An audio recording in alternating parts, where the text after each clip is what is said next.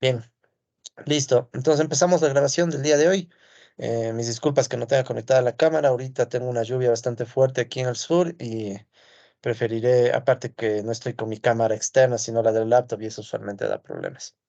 Bueno, entonces, ¿qué es lo que vamos a hacer el día de hoy? Vamos a continuar con nuestra charla sobre este tema de los multiplicadores de Lagrange, ¿no? Recuerden que nosotros ya hemos estudiado cómo obtener la maximización o minimización de una función en general.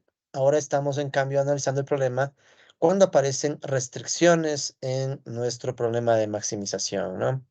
Entonces, recapitulando muy rápido, la clase pasada hablamos un poco de, bueno, por qué en economía nos interesa discutir problemas de optimización con restricciones. La idea básica es que, por un lado, asumimos que los agentes económicos tienen un comportamiento de optimización y por el otro lado, asumimos que la escasez, por ejemplo, genera restricciones a las posibles acciones que pueden tomar los agentes para maximizar o minimizar un objetivo, ¿no? Entonces, a partir de eso, nosotros nos lanzamos a analizar el problema general de la maximización, ¿de acuerdo? Bajo una restricción.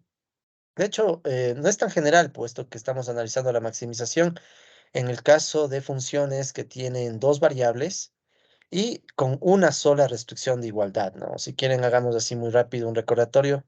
¿Sí? Estamos en el tema de multiplicadores de Lagrange. Multiplicadores de Lagrange. Disculpe, Entonces, la idea profe, general, John, sí. Sebas no puede entrar a la clase. No sé si es que usted puede compartir el link en el grupo.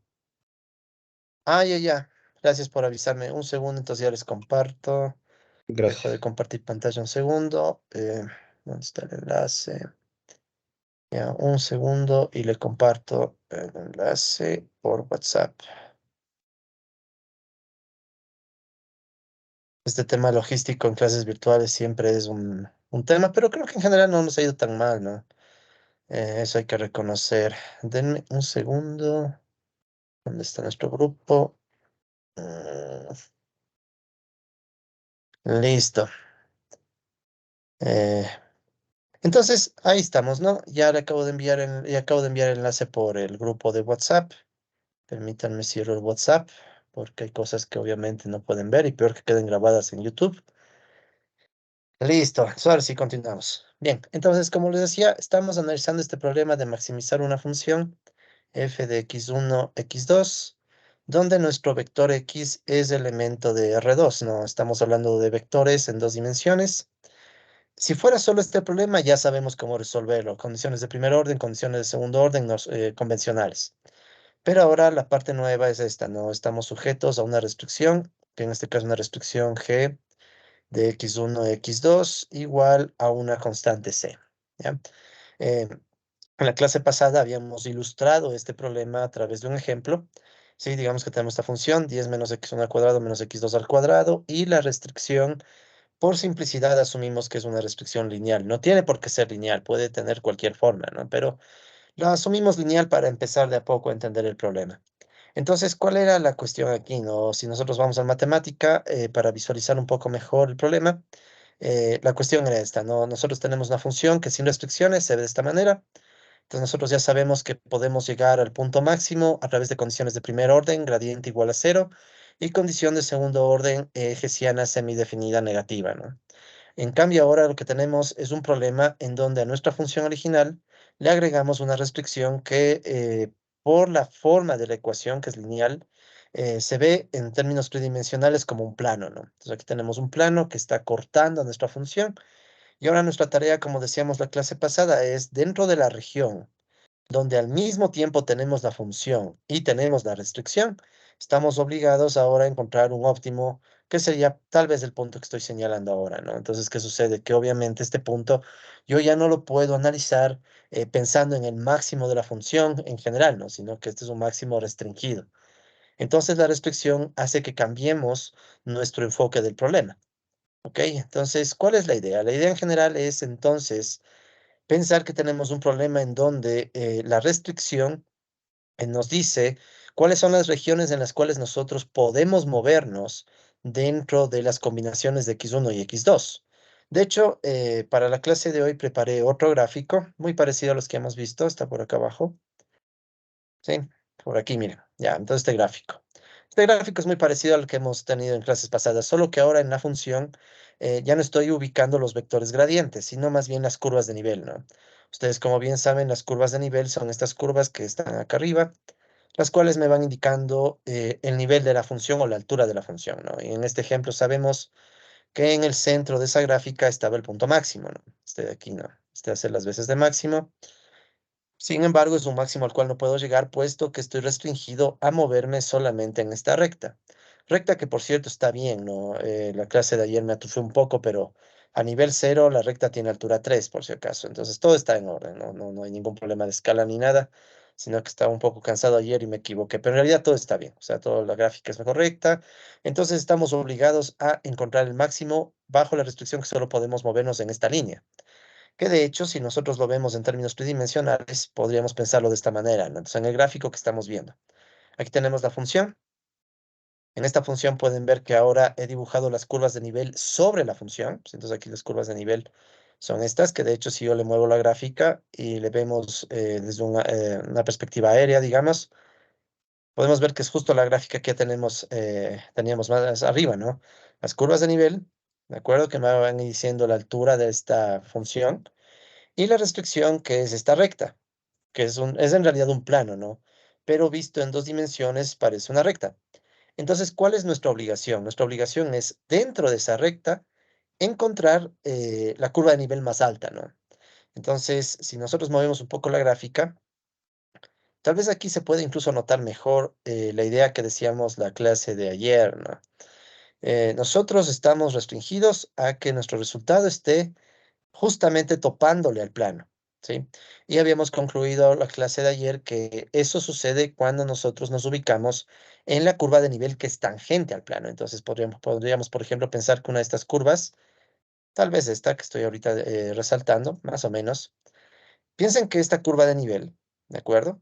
Es la curva de nivel que le topa al plano solo en un punto. Es solo en ese punto, en un punto que tal vez sea, digamos, por aquí. Entonces, nuestro argumento es que cuando tenemos una curva de nivel que es tangente a la restricción y por ende solo le topa en un punto, ese es el punto que nos permite realizar la maximización. ¿Cuál es el razonamiento? Que si nosotros tuviéramos curvas de nivel más altas, esas curvas de nivel más altas ya no topan a la restricción y por tanto ya no son factibles, ya no las podemos alcanzar. Y en cambio, si nosotros tomáramos curvas de nivel que no son tangentes, sino que están más abajo. Por ejemplo, esta curva de nivel, ¿qué sucede? Esta curva de nivel también le topa a la restricción, pero aquí es muy fácil de ver que, bueno, está un poquito chueca esa curva, disculpen, tratemos de hacerla más recta. Ya, esta curva, por ejemplo. Esta curva de nivel no es tangente, puesto que le va a cortar al plano en varios puntos, en este, y tal vez cuando se regrese le corte por acá al otro lado. Y como vemos, es una curva de nivel que nos arroja una altura más baja. ¿Sí? Entonces, el razonamiento un poco más intuitivo y geométrico es que nosotros vamos a subir hasta llegar a la curva de nivel que sea exactamente tangente al plano, ¿sí? Y entonces esa es la que nos va a garantizar que estamos alcanzando un punto máximo, al menos en el caso de una función que tiene un comportamiento, digamos, regular, ¿no? Entonces, ese era nuestro argumento central, uno de los argumentos centrales de la clase de ayer, ¿no? De hecho, aquí sí le puedo mover de esta forma, un poquito inclinada. Entonces ahí también se puede ver, ¿no? O sea, tenemos curvas de nivel, entonces queremos la curva de nivel que justo le topa a la restricción en un solo punto y por tanto sea la tangente, ¿no? Ok, entonces eso también ya lo vimos. Por ende, nosotros nos concentramos en el análisis del punto tangente, ¿no? Si es que nosotros volvemos acá en nuestros apuntes, entonces la idea es que yo tengo esta situación, tengo un plano en x1 y x2. Entonces, la curva de nivel sería una curva que, bueno, podríamos representarla en color azul. Dije azul. ¿Sí? Entonces, esta sería la función en un determinado nivel, que le puedo llamar U, por ejemplo.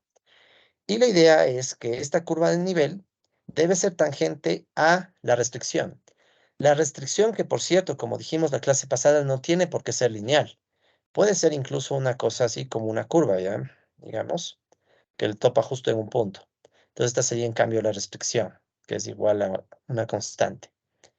Entonces, la idea es que me voy a concentrar en ese caso, ¿no? En donde la restricción es tangente a la curva de nivel más alta que yo puedo alcanzar para esta función, ¿no? Entonces se topan en un solo punto, considerando que si yo tomara una curva de nivel diferente, ¿sí? Por ejemplo, si me fuera acá, imaginemos que el máximo está justo en el centro, ¿ya? El máximo global de la función.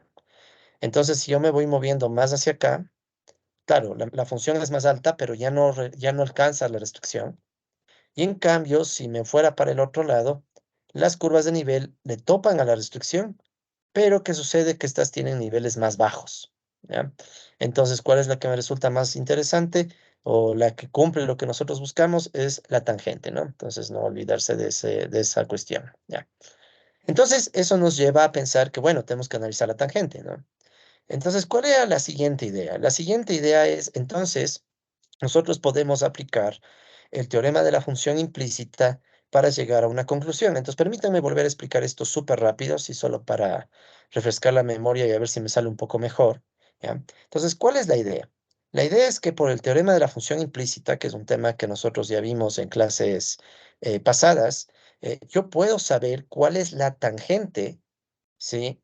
La pendiente, mejor dicho, de esta función curva de nivel, ¿sí? Esta curva de nivel que está, por ejemplo, en azul. Entonces yo quiero saber la tangente, ¿por qué? Porque la tangente, ¿sí? Va a tener una pendiente, ¿ya? Y esta pendiente de la tangente va a ser la misma para la curva de nivel y para la restricción. O sea, tanto la restricción como la curva de nivel van a tener la misma tangente. Ok, entonces, ¿cuál era la idea general? La idea general es, yo tengo la función, ¿sí? Y yo puedo asumir en esta función que, por ejemplo, lo que está pasando aquí, ¿no? Concentrémonos, por ejemplo, en las curvas de nivel en azul. Las curvas de nivel en azul son básicamente funciones en donde, si nos fijamos, podríamos decir que x2 depende de x1, por ejemplo, una función h, ¿ya? Entonces, fíjense, cada curva de nivel estaría indicando eso, ¿no? O sea, x2 tiene una relación con respecto a x1, una relación implícita, porque no sabemos la curva de nivel. Entonces, ¿cuál es la idea? Yo podría decir que la función, que depende de x1 y x2, en definitiva podría replantearse como una función en donde, bueno, x1 es el mismo x1, no pasa nada, pero en vez de x2, ¿sí? En vez de x2, yo puedo decir que x2 es en definitiva una función implícita, o sea, una función que no conozco, del propio x1, ¿sí? En este caso, la h hace las veces de la curva de nivel, ¿ya? Hace las veces de la curva de nivel. Entonces, si yo me pongo a analizar esta función, yo podría llegar a definir cuál es la pendiente de la curva de nivel, ¿sí? ¿Cuál es la pendiente de la curva de nivel? A través de la función implícita, ¿no? El teorema de la función implícita. Entonces, ¿cuál era la idea del teorema de la función implícita? En esencia es aplicar la regla de la cadena, ¿no? Entonces, la regla de la cadena que intuitivamente decía, si yo tengo un cambio en x1, este cambio en x1 tiene dos efectos em, sobre la función. O sea, por un lado tenemos un efecto directo. ¿Cómo sé que hay un efecto directo? Por el hecho de que f depende directamente de x1. Entonces tengo este efecto directo. Pero también tengo un efecto directo en donde x1 afecta a la función h, ¿sí? Y recuerden que la función h es lo mismo que decir x2, ¿sí? Porque estoy diciendo que x2 depende de x1 a través de esta función h, que es la curva de nivel. Y eso luego termina afectando a la función f. Entonces, aquí yo puedo analizar cuál es el cambio total que sufre la función f. Entonces, la función f está sufriendo un cambio por x1 y también por h y por ende x2, ¿no? Entonces, aquí tengo dos cambios. Primeramente, veo que el cambio total que sufre la función, ¿sí? El cambio total que sufre la función f, em, digámoslo así, por un cambio en x1, ¿sí? El cambio total de f provocado por x1 vendría a ser igual a cuáles cambios. Primero hay un cambio parcial que x1 genera en f, el cambio parcial de f provocado por x1, ¿sí? Que sería, tal vez puedo poner otros colores, digamos en verde esta flechita, ¿sí? Este de aquí. Entonces sería este el cambio parcial en f provocado por x1, ¿ya? Cambio parcial en f provocado por x1, más, y aquí tenemos otras flechas que si me permiten les voy a poner esta en azul. Entonces, ¿qué está sucediendo aquí? x1 primero afecta a h. Entonces tenemos el cambio parcial de h, que es a la final x2, provocado por x1. Y perdón, no es parcial, es total, ¿no? el cambio total de x2 provocado por x1. ¿Por qué es total? Porque noten que x2 estoy asumiendo que solo depende de x1. Entonces este es un cambio total. Y luego viene el otro efecto parcial que tiene sobre f, pero ahora x2. El parcial de f sobre x2. Sí, entonces esta es la regla de la cadena, ¿no? No se olviden. Entonces la regla de la cadena me ayuda a representar esta suerte de efectos en cadena que se van dando sobre una función, bajo además del hecho de que como estoy asumiendo que estoy en una curva de nivel, la curva de nivel mantiene un nivel constante. O sea, estoy asumiendo que todo esto es igual a un nivel u, digamos. Entonces todo este cambio al final tiene que ser igual a cero. ¿Sí? Tiene que ser igual a cero porque mi interés es que me estoy moviendo dentro de una función que siempre tiene la misma altura, la curva de nivel. Entonces, el cambio total del x1 no puede ser más que cero. O sea, no le puede mover al nivel de la f. ¿Sí? De hecho, en vez de f podríamos poner incluso, si quieren, u, para que sea todavía más explícito, ¿no? O sea, el cambio en u al final tiene que ser cero. ¿Por qué? Porque a mí me interesa mantenerme en la misma u, o sea, en el mismo nivel de la curva. Entonces, esto me permitía, ¿sí? Si yo tomo toda esta expresión que está aquí, igualada a cero, ¿ya? Entonces yo, a partir de esta expresión, puedo despejar la pendiente que me interesa, que es la que está de color azul. ¿Sí? Entonces, este es el teorema de la función implícita, ¿no? Entonces yo puedo sacar la derivada o la pendiente, ¿sí? La pendiente de esta función x2 respecto a x1, que de hecho es la pendiente que está acá, ¿sí? O sea, esta pendiente, la puedo Profe, sacar de disculpe, manera John, ¿por qué era implícita. igual a cero? ¿Por qué era igual a cero? Perdón. Ya, es igual a cero, es igual a cero porque yo quiero que la u no cambie.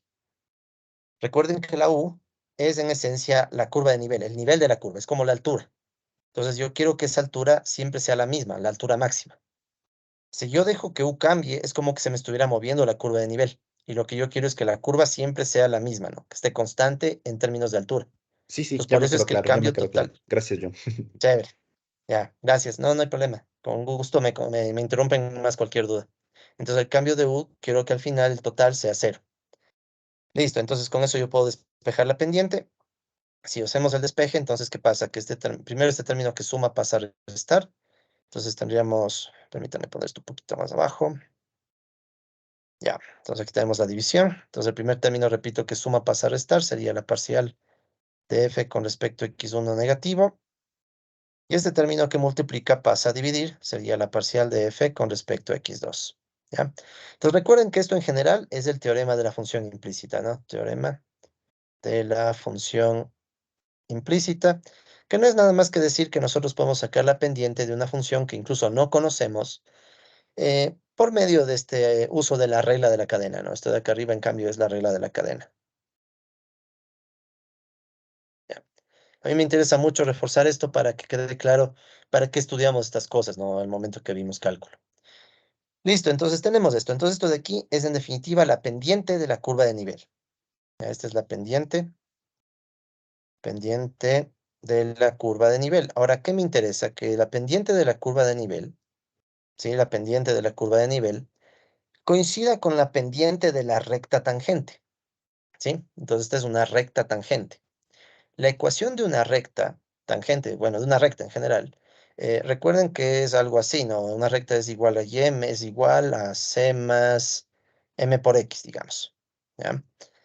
C es el punto de la recta que corta con el eje vertical. Bueno, aquí no sería y, disculpen, aquí es x2, ¿no? X2 y x1. Ya, disculpen, ¿no? Porque estamos usando x2 y x1. Entonces x2 sería el valor del eje, de la variable en el eje horizontal, x1 en el eje vertical, perdón, x2 en el x2 en el eje vertical, x1 en el eje horizontal. Esta es la recta, ¿sí? C me indica el nivel en el que la recta corta este eje cuando x1 es cero. Y M me indica la pendiente de la recta, ¿sí? De la recta. Entonces, ¿qué es lo que a mí me interesa? Que la pendiente de la curva de nivel, ¿sí? Esta pendiente de la curva de nivel, sea igual a la pendiente de esta recta, de la recta tangente, ¿sí? Entonces, esa es un poco la idea. O sea, quiero que esas dos pendientes sean iguales. Es lo que estoy viendo en términos gráficos, ¿no? Entonces, ¿cómo hago eso? Para eso necesito la ecuación de la pendiente de una recta, ¿ya? Entonces, digamos que esta es la ecuación de una recta, ¿sí? Entonces, que vamos por aquí, la ecuación de la recta. La ecuación de una recta tangente. Entonces, la ecuación de una recta en general, ¿no? X2 es igual a una constante más la pendiente por X1. Y no es cualquier recta, o sea, quiero que esta recta pase por ese punto en el cual se está dando la tangencia. Entonces vamos a asumir que ese punto es un punto que tiene en el eje horizontal coordenadas A y en el eje vertical coordenada B. ¿Ya? Entonces a mí me interesa que esta recta no sea cualquier recta, sea una recta que pasa por el punto A y B. Entonces, si es una recta que pasa por el punto A y B, es una recta en la cual yo puedo reemplazar x1 por A y x2 por B. ¿Sí? O sea, C más MA. Sí, entonces miren, es la recta, ¿no? Es la misma recta. Es una recta, pero es una recta que quiero yo que pase por el punto AB, que para mí es el punto de tangencia.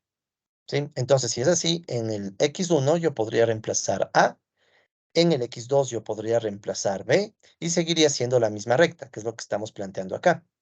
¿Sí? Esta sería la recta de la ecuación tangente. Entonces, si yo resto estas dos rectas, ¿qué me quedaría? X2 menos B, ¿sí? Si yo resto, multiplico por menos 1 la de abajo, ¿no? Para restarle. Menos 1 y menos 1, ¿ya? Entonces, si yo resto las dos rectas, ¿qué me quedaría? X2 menos B. La constante se elimina con la constante y me va a quedar mx1 menos m por a, que es lo mismo que sacar factor común m de x1 menos a. Aquí me quedaría x2 menos b. Y ese término que está multiplicando pasaría a dividir y me va a quedar x2 menos b sobre x1 menos a igual a la pendiente. Entonces, ¿qué es esto? Esta es la pendiente de la recta tangente. ¿Ya? Entonces, la pendiente de la recta tangente. Entonces, ¿por qué me interesa sacar eso de la recta tangente? Me interesa sacar eso porque de esta manera yo puedo igualar esa pendiente de la recta tangente con la pendiente de la curva de nivel que estaba por aquí, que sacamos a través del teorema de la función implícita, o sea, esta pendiente de acá. Entonces puedo igualar las dos pendientes, que es lo que vamos a hacer más acá abajo, o bueno, le voy a poner más, se me acabó el espacio, entonces me voy acá arriba. Ya, listo. Entonces, ¿qué es lo que decíamos? Que vamos a igualar la pendiente de la curva de nivel. Vamos a igualarle con la pendiente de la tangente, de la recta tangente. La pendiente de la recta tangente. Entonces, la pendiente de la recta tangente, recuerden que me había quedado x2 menos b sobre x1 menos a. Y en cambio, la pendiente, voy a bajar esto un poquito, ya. En cambio, esta otra pendiente me había quedado, bajemos un poco esa línea. Ya, este de aquí, recuerden que era la derivada de x2 con respecto a x1 de la función implícita, o sea, menos la parcial de f con respecto a x1 sobre la parcial de f con respecto a x2, que en efecto es la igualdad que ustedes pueden ver acá, ¿no? La parcial de f con respecto a x1, la parcial de f con respecto a x2, igualadas a este x2 menos b y x1 menos a. ¿Ya? Entonces, este es un poquito lo que quise explicar la clase ayer, pero ya estaba fundido y me fui muy rápido, pero esa es la idea. Entonces, estoy igualando la pendiente de la curva de nivel con la pendiente de la recta tangente, con el propósito de cumplir en términos ya más estrictos lo que nos dice la intuición, la gráfica, ¿no? O sea, me refiero a esta gráfica que estaba acá abajo, ¿no? Sí, esta gráfica que está acá, ¿no? Entonces, lo que estamos buscando es precisamente que se cumpla esa igualdad entre la pendiente de la curva de nivel, la pendiente y la pendiente de la recta tangente. Ya, lo que sigue no es nada más que organizar un poco los términos, ¿no? Entonces, ¿ah? Entonces, ¿qué es lo que hacíamos luego? Lo que hacemos luego simplemente es reorganizar un poco los términos. Este x1 menos a que divide, o sea, los dos términos que dividen los voy a pasar a multiplicar. Entonces, ¿qué me queda? Entonces, sería menos la parcial de f con respecto a x1 que multiplica x1 menos a. Y eso sería igual a x2 menos b por la parcial de f con respecto a x2. Sí, entonces, este que divide pasa a multiplicar y este otro que divide pasa a multiplicar. Y luego este término que está restando puedo pasarlo a sumar. Entonces, ¿qué me va a quedar? 0 va a ser igual a la parcial de f con respecto a x1 por x1 menos a, más la parcial de f con respecto a x2 por x2 menos b. ¿Ya? O sea, simplemente que hice este término que resta pasa a sumar. Este término se queda como, bueno, le cambio el orden para después esto replantearlo como la multiplicación de dos vectores. ¿Ya? De hecho, podríamos cambiar un poco los colores Em, Dejamos de esto en verde, parcial de f con respecto a x1, parcial de f con respecto a x2, y este mejor dejémoslo en rojo, como estaba mismo, ¿no? X1 menos a, y este de aquí, x2 menos b, ya que vendría de los colores de acá arriba, ¿ya? Entonces, al final, yo me doy cuenta que puedo yo plantear esto como la multiplicación de dos vectores. Entonces, un vector sería la parcial de f con respecto a x1, parcial de f con respecto a x2, y el otro vector, en cambio, sería el vector x1 menos a, x2 menos b, y el producto escalar de estos dos vectores quiero que sea igual a cero. Entonces, fíjense, este es un vector fila, este es un vector columna. Si yo hago esta multiplicación, me va a quedar lo mismo que está acá arriba. Sino que aquí yo que veo que el vector en verde es el gradiente de la función f transpuesto, ¿no? El gradiente de la función f transpuesto. ¿Bien? Y el otro, en cambio, es este vector que está acá, x1 menos a, x2 menos b, igual a cero. ¿Ya? Entonces aquí se está cumpliendo una propiedad que obviamente no hemos tenido el tiempo de estudiar vectores muy a fondo, pero vale la pena que al menos sepan un poco eso. Esto de aquí lo que me está diciendo, este resultado, es el siguiente. Cuando yo tengo dos vectores, ¿sí? En donde el producto punto de esos vectores es cero, significa que estos dos vectores, por ejemplo, digamos que este es un vector, el vector gradiente de f, y el otro sería este vector rojo, que bueno, digamos que es un vector que va así, este vector rojo, que sabemos que están pasando en el punto AB, ¿no? Eso está más que claro. Entonces, ¿qué pasa? Cuando ustedes tienen esto, o sea, tienen, este sí creo que valdría la pena mejor mandarle para abajo para que cuadre con nuestro gráfico, ya, mandamos para abajo, eso. Este es verde, es el gradiente de la función, ¿ya? Entonces, ¿qué está pasando? Tenemos un vector gradiente y tenemos este otro vector que viene de la tangente. Entonces, cuando dos vectores multiplicados en producto escalar dan cero, significa que los vectores son perpendiculares, ¿sí? Es decir, entre los dos vectores se forma un ángulo de 90 grados, o sea, tenemos vectores perpendiculares o lo que también se llaman vectores ortogonales. Ortogonales o perpendiculares, es decir, forman un ángulo de 90 grados sí o sí, ¿ya? Es lo que significa que el producto punto entre dos vectores nos salga cero, ¿ya? En definitiva es lo que se trató de decir en esta lámina. Entonces, en esta lámina lo que estamos viendo, bueno, aquí está apuntando para arriba el gradiente, en nuestro ejemplo es para abajo, es lo de menos. Lo importante es entender eso, ¿no? Que cuando ustedes tienen una curva de nivel, esta curva de nivel va a tener un vector gradiente que siempre es perpendicular a la tangente. Y no solo la curva de nivel, también la restricción, ¿sí? Porque si nosotros vamos otra vez al gráfico que hicimos por acá, que hicimos por acá abajo, este de acá. Entonces, ¿qué es lo que estamos diciendo? Estamos diciendo que en este gráfico podríamos, no, bueno, no suponer, si no es un hecho, ¿no? La curva de nivel va a tener un gradiente y la restricción va a tener otro gradiente. Y esos dos gradientes van a compartir el mismo ángulo. Digamos que ese era el argumento central, ¿no? Que tal vez debí ser un poco más enfático la clase de ayer. Entonces, si quieren, hagamos esto, ¿no? Entonces, de aquí ya con esto ya está dicho que estos dos vectores tienen un ángulo de 90 grados, ¿no? Entonces, ¿cuál es la implicación ya en nuestro caso? Entonces, en nuestro caso, si nosotros hacemos la gráfica un poquito más grande, tenemos el x1 y tenemos por aquí el x2. Entonces, nuestra curva de nivel se ve de esta forma, ¿no? Entonces, sería la curva de nivel, ¿ya? Entonces, la curva de nivel, sabemos que de aquí si me muevo para este lado, si me muevo así, me voy apuntando al máximo. El máximo está por acá. El máximo total de la función. Em, no me gusta esa curva. Tratar de hacer una mejor curva. De un segundo. Bueno, más o menos, ¿ya?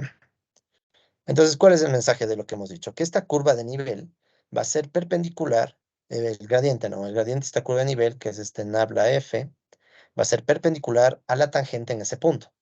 Entonces, en ese punto yo puedo dibujar una tangente, ¿sí? Y justo en ese punto, que es el punto que le estamos llamando ahorita AB, A y B, ¿sí? Este gradiente va a ser perpendicular a esta tangente, ¿sí? O sea, el ángulo que va a haber aquí es de 90 grados. O sea, eso es de ley, por lo que acabamos de obtener, ¿ya? 90 grados. O sea, eso es sí o sí. Pero a su vez, hemos dicho que nosotros también tenemos, a más de esta curva de nivel, un gradiente, ¿sí? Entonces, fijémonos que el gradiente, perdón, una restricción. Tenemos una restricción. Y la restricción, si topa también en ese punto, en este mismo punto AB, que es lo que hemos dicho, ¿no? O sea, la restricción, que esta es la G, que viene a ser la restricción. Si la restricción es tangente a la curva de nivel, en ese punto resulta que esta también va a tener la misma Simón, es pendiente. que los dos videoclips Y que el hice en la gradiente, noche, puta, aparte me cayeron lluvia, entonces un tuve segundo, que modificar los... revisarán sus micrófonos, por favor, colegas, más que por mí, por ustedes. Ya, gracias. Entonces, como les decía, ¿no? Tenemos aquí la restricción, ¿ya? Y de esa restricción también es perpendicular a esta tangente. Entonces, esta restricción que iría para acá, que sería en cambio el nabla G, también tiene un ángulo de 90 grados. Y esa era la razón para justificar que los dos vectores, el gradiente de f y el gradiente de g, tienen la misma, si quieren, tienen el mismo ángulo, ¿no? Tienen el mismo ángulo de inclinación, pero están apuntando a direcciones diferentes o también podrían ser iguales, lo mismo, ¿no? Eso no sabemos. Lo que sí sabemos es que comparten el ángulo, que eso es vital. Porque si comparten el ángulo, entonces ahí yo podía formular la condición de primer orden de nuestro problemita del multiplicador de Lagrange, que es que el gradiente de f va a ser igual al gradiente de g, pero ajustado con un escalar que es lambda. Entonces, lambda es un numerito, ¿sí? Este de aquí es el escalar, el multiplicador de Lagrange, ¿sí? El multiplicador de Lagrange, que en definitiva vuelve viable que los dos vectores, ¿sí? Terminen igualándose. Entonces, ¿qué hace? En este ejemplo, por ejemplo, ¿qué hace lambda, el multiplicador de Lagrange? Lambda le va a cambiar la dirección a un vector, al vector gradiente de g, y tal vez le ajuste el tamaño para permitir la igualdad. Pero esta igualdad solo es viable en la medida en que los dos vectores comparten el ángulo, porque si no compartieran el ángulo, no es posible la transformación. ¿Sí? Entonces, ese es el argumento central, la condición de primer orden de los multiplicadores de Lagrange, ¿sí? Que es en definitiva lo que se trató de indicar aquí y en la siguiente lámina también, ¿no? Entonces, aquí Y ustedes John, pueden ver una consulta. esto de acá, ¿no? ¿Sí? Ese ángulo de 90 grados es de la recta con los gradientes, ¿no es cierto? Porque Claro, de la recta de tangente. los gradientes con ese no, o sea, no podría ser un ángulo de 90 grados. O sea, Un entre el momento. gradiente de F y de G. Claro, no es entre el gradiente, o sea, entre el gradiente de f y de g hay 180. Ajá, exacto. Ya, gracias. Vamos a ver con otro color azul. Entonces, aquí hay otros 90 grados, entonces entre el uno y el otro suman 180, ¿no? Esa es la idea. Entonces aquí hay 90 grados, Pero, aquí hay pero 90 igual también grados, podrían, 180. digamos, profe, Sí, pero igual también podrían, digamos, apuntar a la misma dirección y podría ser cero el ángulo entre las dos, ¿verdad? también, claro. Miren, ¿cuál sería la idea? Sea 180 o sea cero, el caso es que forman una recta. Sí se ve, ¿no? O sea, y eso es, pase lo que pase, ¿no? O sea, sea 180 grados o sea 0 grados, o sea, que apunten en la misma dirección. La gracia está en que forman una suerte de la misma recta, ¿no? O sea, forman parte de la misma dirección. Ese es el verdadero, la clave de todo esto, o sea, que forman una misma dirección, ¿no? Sea que sea 180 porque el uno apunta en el un lado y el otro vector en el otro lado, o porque los dos apunten en el mismo, al mismo lado, ¿no? Eso, no, eso es lo de menos, porque lambda me va a hacer el ajuste, pero lo vital es que formen esta recta.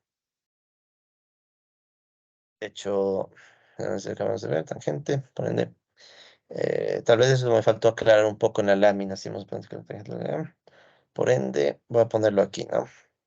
Por ende, esto y ujú, que comparten la misma dirección. Permítame, solo pongo esto en la, comparten la misma dirección, entre comillas, forman una recta, ¿ya? De modo que, ya. Entonces, disculpen que hice este pequeño ajuste en la lámina.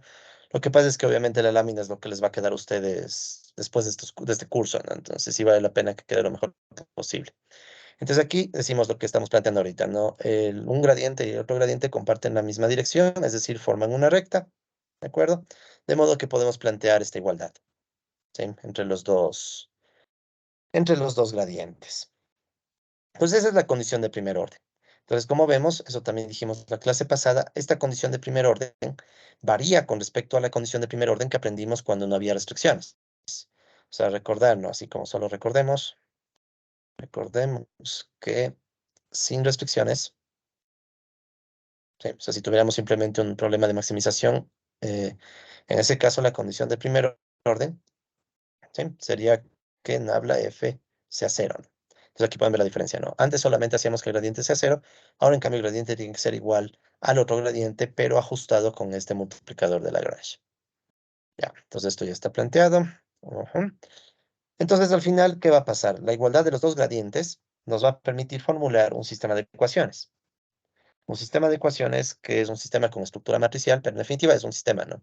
Entonces recuerden, el gradiente es la parcial de f con respecto a x1 y la parcial de f con respecto a x2. ¿Ya? Y eso se va a igualar con lambda parcial de g con respecto a x1 en algún caso, y en el otro caso sería parcial de fx2 contra lambda parcial de g con respecto a x2. Ya dejemos anotando eso también aquí en este apunte, que creo que está quedando bastante completa.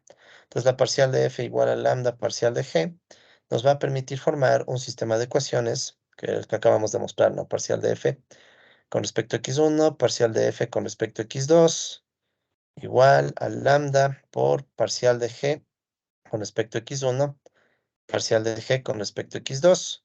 Entonces, hasta aquí tenemos dos ecuaciones. ¿Sí? Esto de aquí va a generarme dos ecuaciones. Pero recuerden que ahora nosotros ya no tenemos dos incógnitas. Tenemos tres incógnitas. ¿Sí? Aquí, si quieren, podemos dejar aclarando que las incógnitas que nos interesa obtener son lambda, x1 y x2. ¿Sí? Entonces, antes solo era x1 y x2. Ahora aparece como nueva incógnita lambda. ¿Por qué? Porque lambda no puede ser arbitrario. Lambda tiene que ser justo el numerito que permite la igualdad entre los gradientes. Entonces no es un número arbitrario, no es que yo pueda escoger cualquier lambda. Entonces lambda también se vuelve una nueva variable. Es como una variable auxiliar, ¿no? Una variable auxiliar que me permite garantizar la igualdad entre los dos vectores, ¿no? Entonces tengo tres incógnitas, ¿sí? En este caso tengo tres incógnitas, pero solo dos ecuaciones.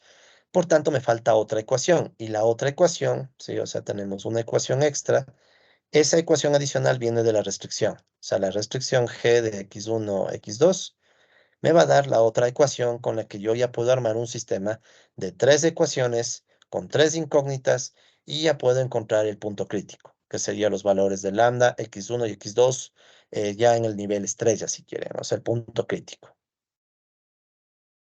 ¿Sí? Entonces esa era una idea y habíamos dicho que, bueno, una forma alternativa de enfocar el problema es a través de el lagrangiano, ¿no? O sea, plantear una suerte de función auxiliar. Dejemos anotando eso también aquí rápido. Entonces la otra opción era armar una función auxiliar. Este enfoque no me gusta mucho, ¿no? Pero también vale la pena que lo conozcan porque nos va a servir. Entonces esta función auxiliar decíamos que, bueno, podemos plantear una función L, que es la función lagrangiana o lagrangiano, en donde aquí aclaramos que hay tres variables, ¿no? La variable lambda, la variable x1, la variable x2, y esta lambda, perdón, y esta L, esta función lagrangiano, ¿cómo se construye? Sí, esta función auxiliar que le llamamos el lagrangiano. Lagrangiano. Entonces, esta función auxiliar es la función original. Ya, hasta ahí sería como el problema original, es decir, bueno, esta es la función que quiero maximizar, pero le agrego una penalización. Entonces, la penalización vendría a ser el multiplicador de Lagrange. Y esa penalización, ¿por qué aparece? Aparece cuando la función de restricción gx1 o x2 no es igual a la constante que estamos planteando. Entonces, cuando la restricción se aleja de la constante, va a haber una distancia, ¿sí? Entre la restricción y la constante, y esa distancia genera una penalización en la función que le representamos a través de lambda, ¿sí? Entonces, este sería el otro enfoque, utilizar la función lagrangiana. Entonces, si yo saco la derivada de esto, como habíamos dicho en la clase anterior, ¿sí? Yo podría sacar la derivada de L, sería entonces igual a la derivada de F, menos lambda. Lambda es una constante, entonces sale, entonces menos lambda, por la derivada de G. Claro que ahora estoy derivando en términos de vectores, o sea, el gradiente, pero la idea es la misma. La derivada de L es la derivada de F menos gradiente, menos lambda por la derivada de G. Y en este caso, ¿qué sucede? Que este gradiente tiene que ser igual a cero. ¿Sí? ¿Por qué? Porque a mí me interesa maximizar L. ¿Sí? Es como que yo tengo esta función auxiliar L que quiero maximizarle. Entonces necesito que el gradiente de esta función sea igual a cero. Y eso me va a llevar casi a lo mismo, ¿no? O sea, que el gradiente de f sea igual a lambda gradiente de g. ¿Sí? Entonces, claro, esto sale directo, pero digamos que es porque esta es una función construida a propósito para que salga este resultado, ¿no? Entonces, esta es la otra forma de verlo, plantear el lagrangiano y sacar las derivadas. Y de nuevo voy a llegar al mismo sistema de ecuaciones, más o menos, pero no me gusta mucho este enfoque, ¿sí? O sea, este es más para entender el porqué de la función lagrangiana, ¿no? Más bien esta función nos va a servir para las condiciones de segundo orden, ¿ya? ¿De acuerdo? Pero de todas maneras, bueno, da lo mismo. Entonces tiene esta función y con esta función se pueden obtener las condiciones de primer orden. Es el mismo, es bien parecido el enfoque. Y luego que nosotros sacamos esto, toca hacer algo que se llama cualificación de restricciones. ¿Ya? Esto lo vamos a ver mejor con los ejemplos. Pero la idea, ¿cuál es? La cualificación de restricciones. Imaginen que nosotros ya encontramos el punto crítico, ¿sí? Entonces nosotros ya tenemos un punto crítico. Ese punto crítico sale de las condiciones de primer orden, ¿no? El punto crítico, esto viene de las condiciones de primer orden.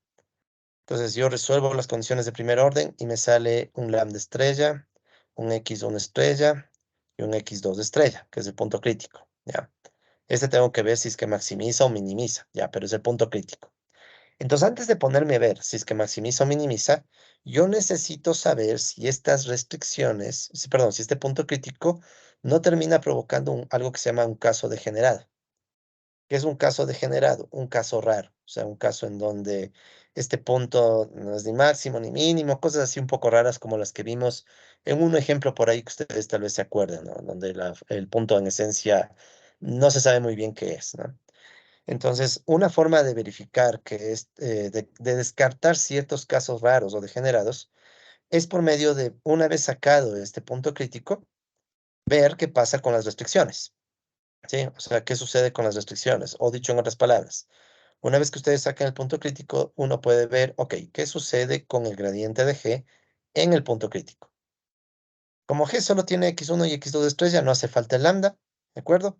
Entonces uno dice, ok, quiero saber qué pasa con la derivada parcial de G con respecto a x1 y la derivada parcial de G con respecto a x2, pero en el punto crítico, o sea, en el x1 estrella y x2 estrella. O sea, quiero ver qué pasa una vez que ya saqué el punto crítico. Y lo que necesito verificar es que este vector no sea un vector nulo. ¿Ya? O sea, es lo que yo necesito verificar, o sea, ver que si ya encontré el punto crítico, este punto crítico no termine provocando que las restricciones, el gradiente de las restricciones sea cero, vector cero, porque si fuera cero, ¿sí? Entonces es como que las restricciones no nos aportan información, ¿sí? Es como que las restricciones no están ayudando, no están haciendo nada. En cambio, si resulta ser que en el punto crítico las restricciones no son vector nulo, o sea, el gradiente no es cero, significa que las restricciones están aportando al problema y por tanto no me queda un caso raro, ¿ya? Bueno, podría quedarme un caso raro, pero digamos que por lo menos cierto grupo de casos raros ya quedan descartados con esta condición, ¿ya? Entonces esto igual lo vamos a ver ya con unos ejemplos. Y por último, bueno, también habíamos visto la interpretación de lambda, ¿ya? Esto de aquí, igual lo sacamos con, si no me equivoco, creo que con la regla de la cadena. No voy a repetir esto, solamente aquí sí solo me quedo con la intuición. Lambda, recuerden que en definitiva, por estos pasos que están aquí de la regla de la cadena, que ustedes también los pueden volver a hacer, eso ya ahorita no lo voy a hacer de nuevo. En esencia, al final nos quedaba que lambda se puede interpretar, o sea, lambda no es un valor arbitrario tampoco, ¿no? O sea, no es que solo sale 3 y ya, o 5, lo que sea. Es un valor que tiene interpretación, que me dice cómo cambia la función cuando cambia la constante de restricción, ¿sí? Esto se va a entender mejor ya con un ejemplo económico incluso, ¿ya? Aquí no lo puse en la lámina, pero esto es como el principio de algo que se llama el teorema del envolvente, ¿ya? Que no quiero entrar mucho en detalle, seguramente lo verán luego, ¿sí? Así que no me detengo mucho ahí, sino más bien quiero terminar el análisis ya del problema. Entonces, esto es más o menos como un resumen de cómo va el tema de los multiplicadores de Lagrange, ¿no? Entonces, una vez que ustedes verifican que las restricciones no te generan ciertos casos raros en donde simplemente el gradiente de las restricciones es cero y por tanto ninguna restricción te aporta información. Una vez que ya esté eso descartado, pasamos ahora sí a las condiciones de segundo orden. ¿Ya? Entonces, ¿cuál es el propósito de las condiciones de segundo orden? Es bien parecido a cuando nosotros trabajábamos con las funciones convencionales. Verificar si tenemos o no un máximo o un mínimo, ¿sí? Entonces, para ello, ¿qué hacemos? Nosotros tenemos el lagrangiano, ¿sí? Entonces, el lagrangiano, recuerden que es una función que depende de lambda, x1 y x2. Y esto era una f que depende también de x1 y x2 menos lambda por la desviación de la restricción con respecto a una constante, ¿ya? Entonces, ¿qué es lo que se hace? Se analiza la matriz hessiana de de este lagrangiano. Pues aquí es donde más bien nos va a servir el lagrangiano. En las condiciones de primer orden no mucho, porque a mí me gusta más que usemos la igualdad de gradientes. Es más intuitivo, sabemos de dónde sale. Este, en cambio, nos va a permitir sacar la matriz hessiana, ¿ya? Que más o menos era el punto en el que nos estábamos quedando la clase anterior. O sea, tratar de sacar la matriz hessiana de esto. Entonces, aquí sí retomo la presentación de acá, ¿ya? Entonces, ¿cuál es la idea? La idea es que vamos a analizar la matriz hessiana del lagrangiano, de la función lagrangiana, y de paso vamos a construir también algo que se llama la matriz hessiana bordeada, pero ya lo vamos a explicar. Entonces, vamos con esto de la matriz hessiana, ¿ya? Entonces, para analizar la matriz hessiana, recuerden que la matriz hessiana, en definitiva, hessiana de L, ¿no? Hessiana de L. En definitiva, la matriz hessiana es la matriz de las segundas derivadas. Matriz de segundas vamos a llamar así, segundas derivadas. ¿Ya? Entonces queremos ver todas las posibles segundas derivadas que puede tener esta función. ¿Ya? Entonces, si bien en la clase anterior ya empezamos a hacer esas segundas derivadas, mejor hagámoslas de nuevo ahorita para que quede todo en el mismo video. ¿Ya? Entonces, como que una sola idea completa de los multiplicados de Lagrange. Entonces, ¿cuántas derivadas puedo sacar? Primero fijemos que L depende de tres variables, ¿sí? O sea, L va a depender de lambda, de x1 y de x2. Entonces, primeramente tendríamos que sacar las parciales de L con cada una de estas, ¿no? Por ejemplo, la parcial de L con respecto a lambda, que de forma más compacta, para que la notación no se me haga tan pesada, también le podría escribir L sub lambda, ¿sí? Entonces, la misma idea, ¿no? Es el parcial de L con respecto a lambda o L sub lambda. ¿Por qué debo hacer esta derivada parcial? Porque L depende de lambda. Entonces, ¿esto qué va a ser igual? Entonces, fijémonos. F no depende de lambda. Por tanto, si lambda cambia, esta f no cambia. Por tanto, esto es cero. La derivada parcial es cero. En cambio, acá, ¿qué tengo? Que el único término que cambia es lambda, multiplicado por una constante. Toda esta función de aquí es una constante y el menos que queda por ahí pululando. Entonces, me va a quedar en definitiva que esta derivada es menos la g de x1 y x2 menos c. ¿De acuerdo? Y nada más. ¿Bien? Entonces, ya tengo esta primera derivada. Y de una vez, bueno, saquemos las tres derivadas primero. Entonces, esa era la primera parcial de L con respecto a lambda, la parcial de L con respecto a x1, que le voy a llamar L sub x1, ¿sí? Para que la notación se haga un poco más ligera. Entonces, en vez de parcial de L con respecto a x1, le voy a llamar L de x1. Entonces, ¿qué pasa con x1? Entonces, si cambia x1, va a cambiar f, ¿sí? Se ve que cambia f. Entonces, yo podría hacer esto, ¿no? F de x1. Sí, entonces ya más o menos sabemos que esta es la parcial de f con respecto a x1, sino que voy a tratar de usar una notación más sencilla, ¿ya? Menos, ¿qué tengo aquí? Aquí tengo lambda por la g de x1, ¿ya? Entonces podríamos dejarle como lambda, que es una constante, y la que va a cambiar es la función g. Entonces tendríamos g de x1, ¿ya? Y bueno, con x2 va a pasar algo similar, ¿no? La parcial de L con respecto a x2, que va a ser L sub x2, es igual a f de x2, o sea, la parcial de la f con respecto a x2 va a cambiar x2, va a cambiar f, menos lambda por g de x2, ¿ya? Entonces ya tengo estas tres derivadas parciales, ahora voy a sacar las segundas derivadas. Entonces vendríamos, para que recuerden que la hessiana es eso, ¿no? La hessiana es la matriz de las segundas derivadas. Entonces saquemos ahora la matriz de las segundas derivadas. Entonces, ¿cómo sería eso? La segunda derivada de L con respecto a lambda sería como sacar la L de lambda y lambda, o sea, sacar dos veces la derivada con respecto a lambda. O dicho de otra forma, tomo el L lambda que está acá y vuelvo a derivar con respecto a lambda. Pero ¿qué pasa aquí? Que ven, no hay lambda. Como aquí no hay lambda, entonces este primer término va a ser cero, porque ya no hay lambda. O sea, aquí cuando derive con respecto a lambda no hay nada que hacer, simplemente queda cero. Luego, si yo saco la segunda derivada de L con respecto a quiénes, con respecto a x1 y a lambda, ¿qué va a pasar aquí? La cruzada, ¿no? La cruzada, o bueno, cambiemos del orden. Ya saben que el orden no importa por el teorema de Young, ¿no? Entonces vamos a hacerle así mejor. ¿Ya? Entonces esto es una notación que cada vez se hace más pesada, entonces mejor le voy a poner L de x1 lambda. ¿Sí? Entonces ya sabemos que esto significa la derivada parcial de la L con respecto a x1 y con respecto a lambda, entonces una segunda derivada. Entonces, ¿qué va a pasar aquí? Significa en esencia, tomamos esta derivada, esta de aquí, y le vuelvo a derivar con respecto a x1. Entonces, si derivo con respecto a x1, el único término que va a cambiar es g. Entonces, ¿qué me va a quedar? Me va a quedar menos g de x1. ¿Sí? O sea, va a ser el menos sale, y me quedaría la derivada parcial de g con respecto al único que cambia, que es x1.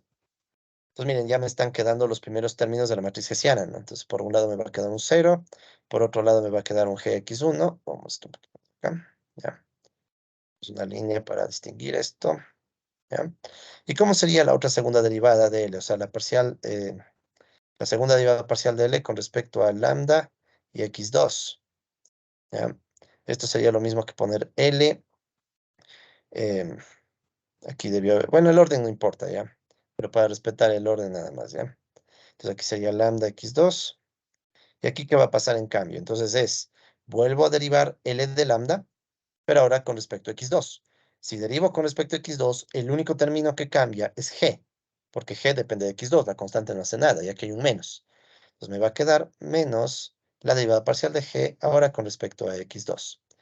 Entonces estos serían los elementos de la primera fila de la matriz hessiana, ¿sí? Y de hecho, si vamos a la lámina, pueden ver que eso es lo que está aquí. Entonces, la hessiana de L tiene como primeros elementos de la fila 0 menos g de x1 menos g de x2. Es esta primera fila.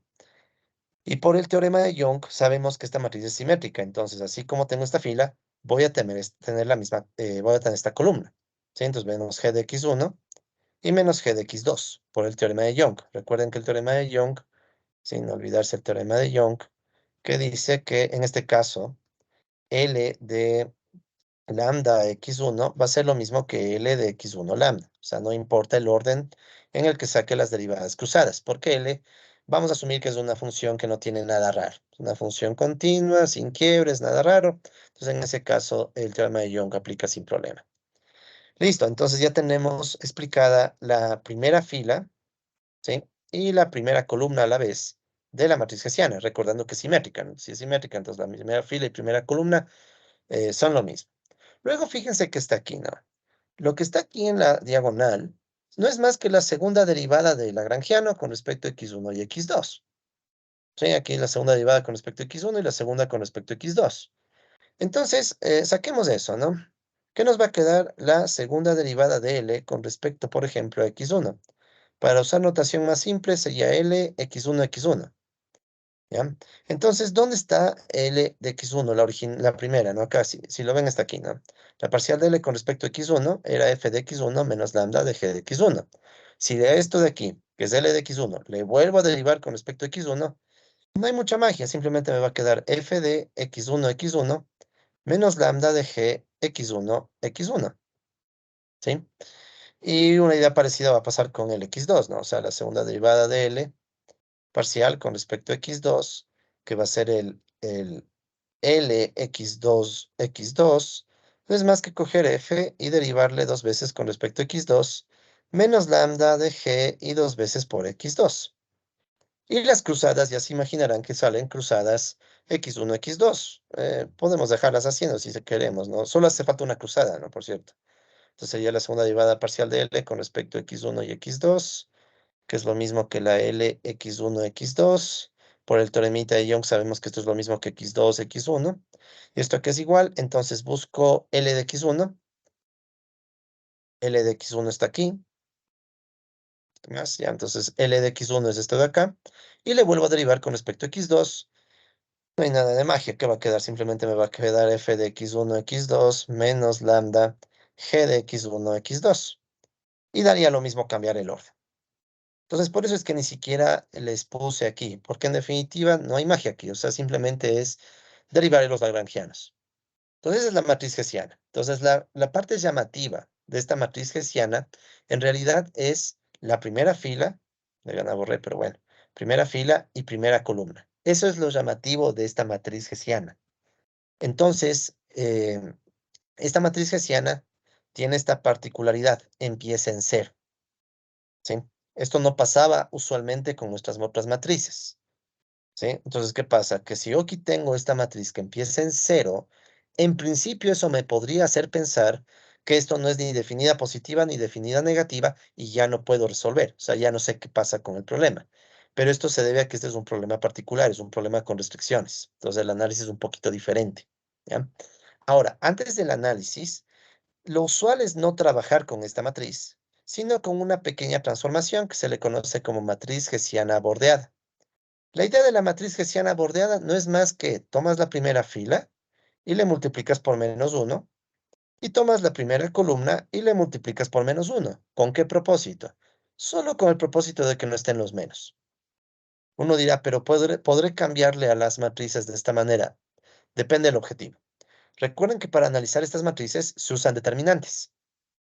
Si ustedes toman una matriz y a esta matriz le multiplican por una constante, por un -1 en la primera fila, ¿sí? En esta primera fila, y le multiplican por -1 en la primera columna, resulta que por propiedades de los determinantes no va a haber cambios. O sea, si ustedes hacen la misma multiplicación de -1 a una fila y el -1 a una columna, simplemente los determinantes quedan intactos.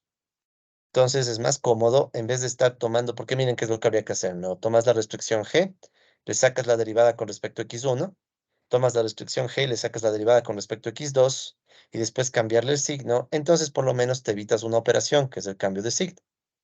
¿Sí? Entonces, esa es la idea de la matriz hessiana de L y la hessiana bordeada. Entonces, ya en la práctica trabajamos con la hessiana bordeada, que no es más que la hessiana, pero quitando los menos de la primera fila y la primera columna. Sí, para que sea un poquito, o sea, digamos, para que tengamos al menos un poco menos de signos. Pero da lo mismo, con cualquiera de las dos se puede trabajar, el determinante va a salir igual. Entonces, la gran pregunta, bueno, primero hasta ahí, ¿se entiende cómo más o menos surge entonces la matriz hessiana bordeada?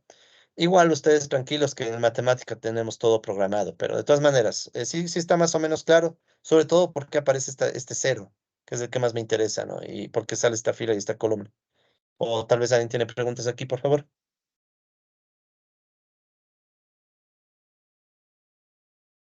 ¿No? Denme un segundo, tomo un poco de agua. Listo. Entonces seguimos.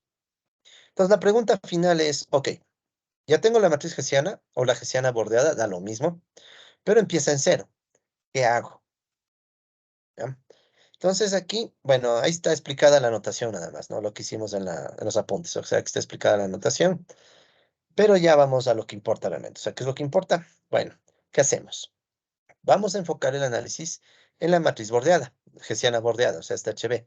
Se le llama bordeada en definitiva porque los bordes tienen esta estructura un poco llamativa. El cero, que al inicio da la impresión que nos dañó todo, y las parciales de la restricción. ¿Sí? Aquí recuerden que nosotros queríamos que estas parciales no sean cero, ¿no? O sea, imagínate que aquí me quedara cero y cero. Sí, porque esto es en definitiva, si ustedes se fijan, quitando los menos, esto que está aquí, estos dos, son el vector gradiente. G de x1 y g de x2 es el vector gradiente, o sea, es la derivada de g con respecto a x1 y la de g con respecto a x2, el vector gradiente. Entonces, ahora pueden entender un poco mejor por qué pedíamos esa condición de que no me quede vector nulo.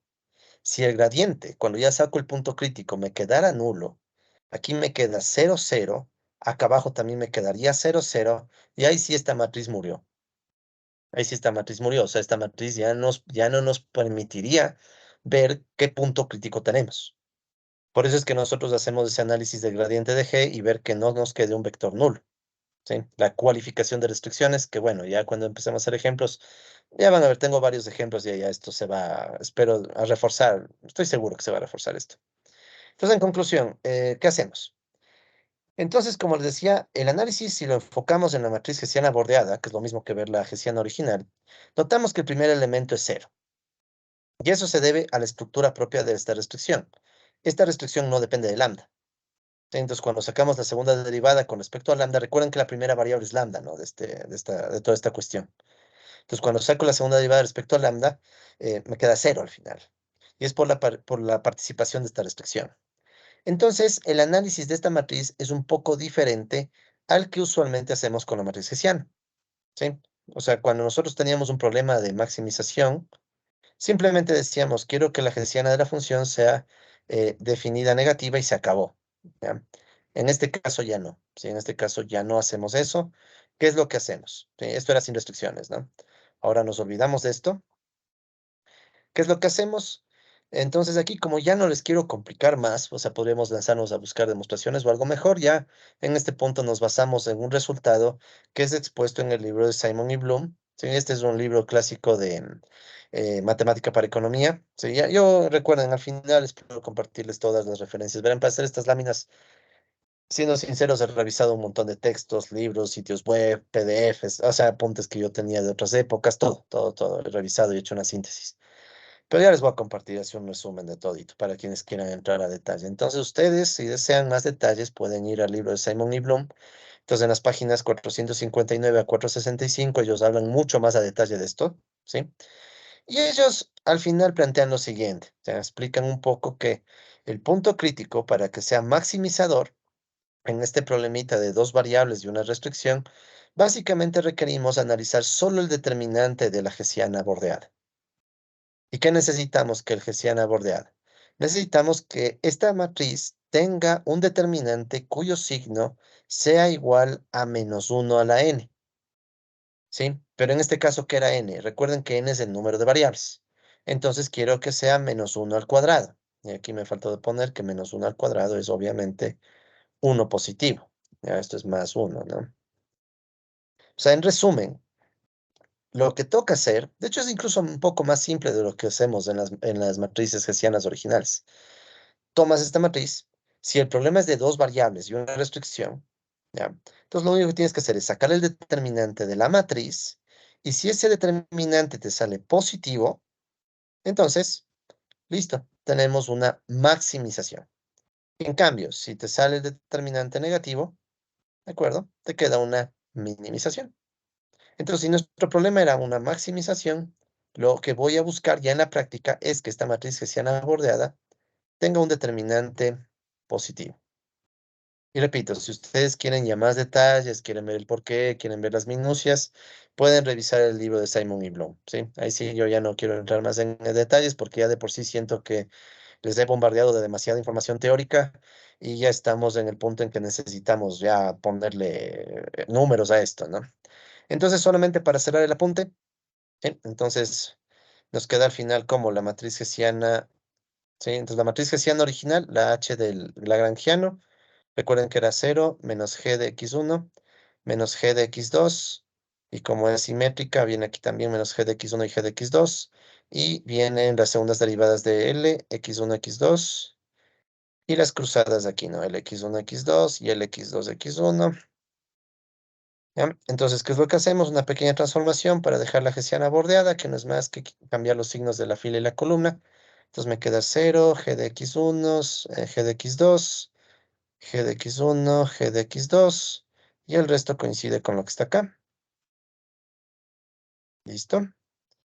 Y entonces, finalmente, siguiendo a Simon y Bloom,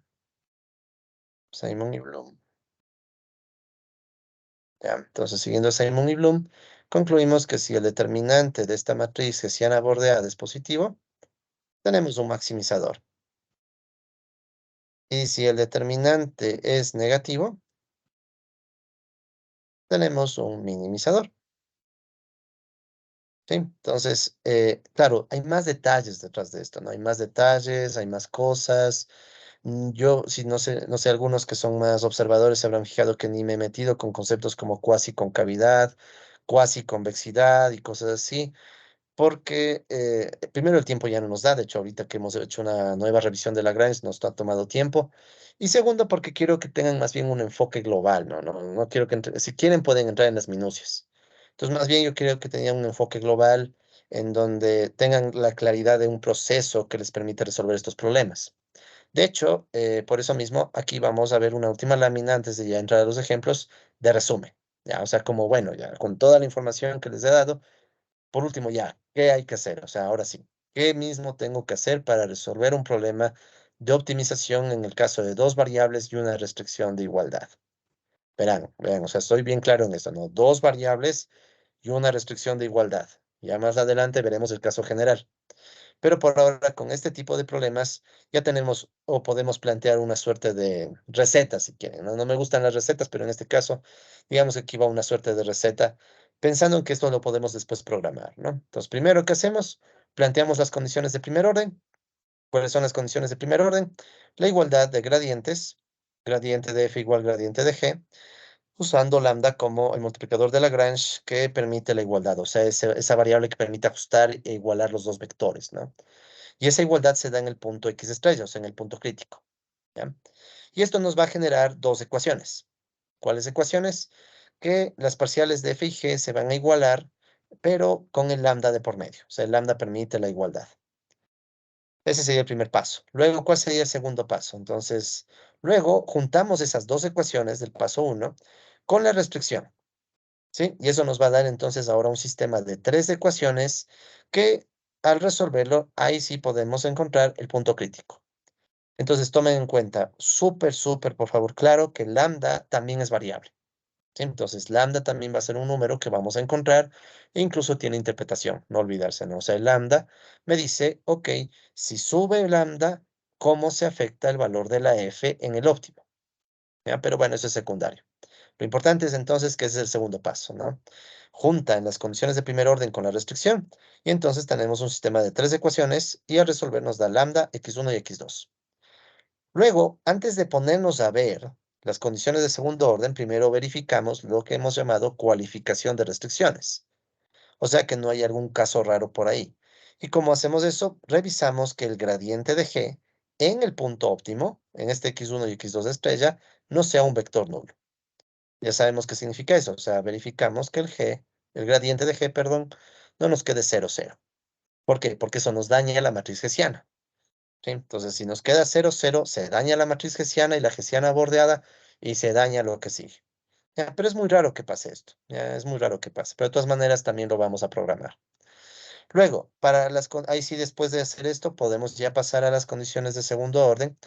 Entonces, en las condiciones de segundo orden, ¿qué hacemos? Aquí sí planteamos la función lagrangiana, ¿ya? Ya sabemos cuál es la función lagrangiana, y eso nos va a servir para construir la matriz hessiana bordeada. Entonces, ya saben, la matriz hessiana no es más que la matriz de las segundas derivadas de L, pero es bordeada porque le cambiamos los signos a la primera fila y la primera columna. ¿Bien? Por último, vemos si el determinante de esta matriz hessiana bordeada es positivo, perdón, tenemos un máximo, y en cambio, si el determinante es negativo, nos aparece un mínimo. ¿Ok? Entonces, este es el esquema general para cualquier problema de dos variables y una restricción. Entonces, como pueden ver, es bien esquemático, ¿no? O sea, uno lo podría plantear de una forma casi como les decía, una receta, con la ventaja de que esto ya se vuelve casi un algoritmo. O sea, es casi paso 1, paso 2, paso 3, paso 4, paso 5, que se repite y se repite y se repite. Y esto es lo que vamos a hacer justamente en matemática. O sea, vamos a seguir esos pasos, vamos a automatizar el tema para que de esa manera, así como uno podría hacer a mano, bueno, va a hacer a mano, pero también puede hacerlo a computador, ¿no? Entonces, antes de ahora sí, ya por fin empezar los ejemplos, ¿alguna pregunta con respecto a este procedimiento? ¿O algún comentario antes de ya arrancar ejemplos numéricos?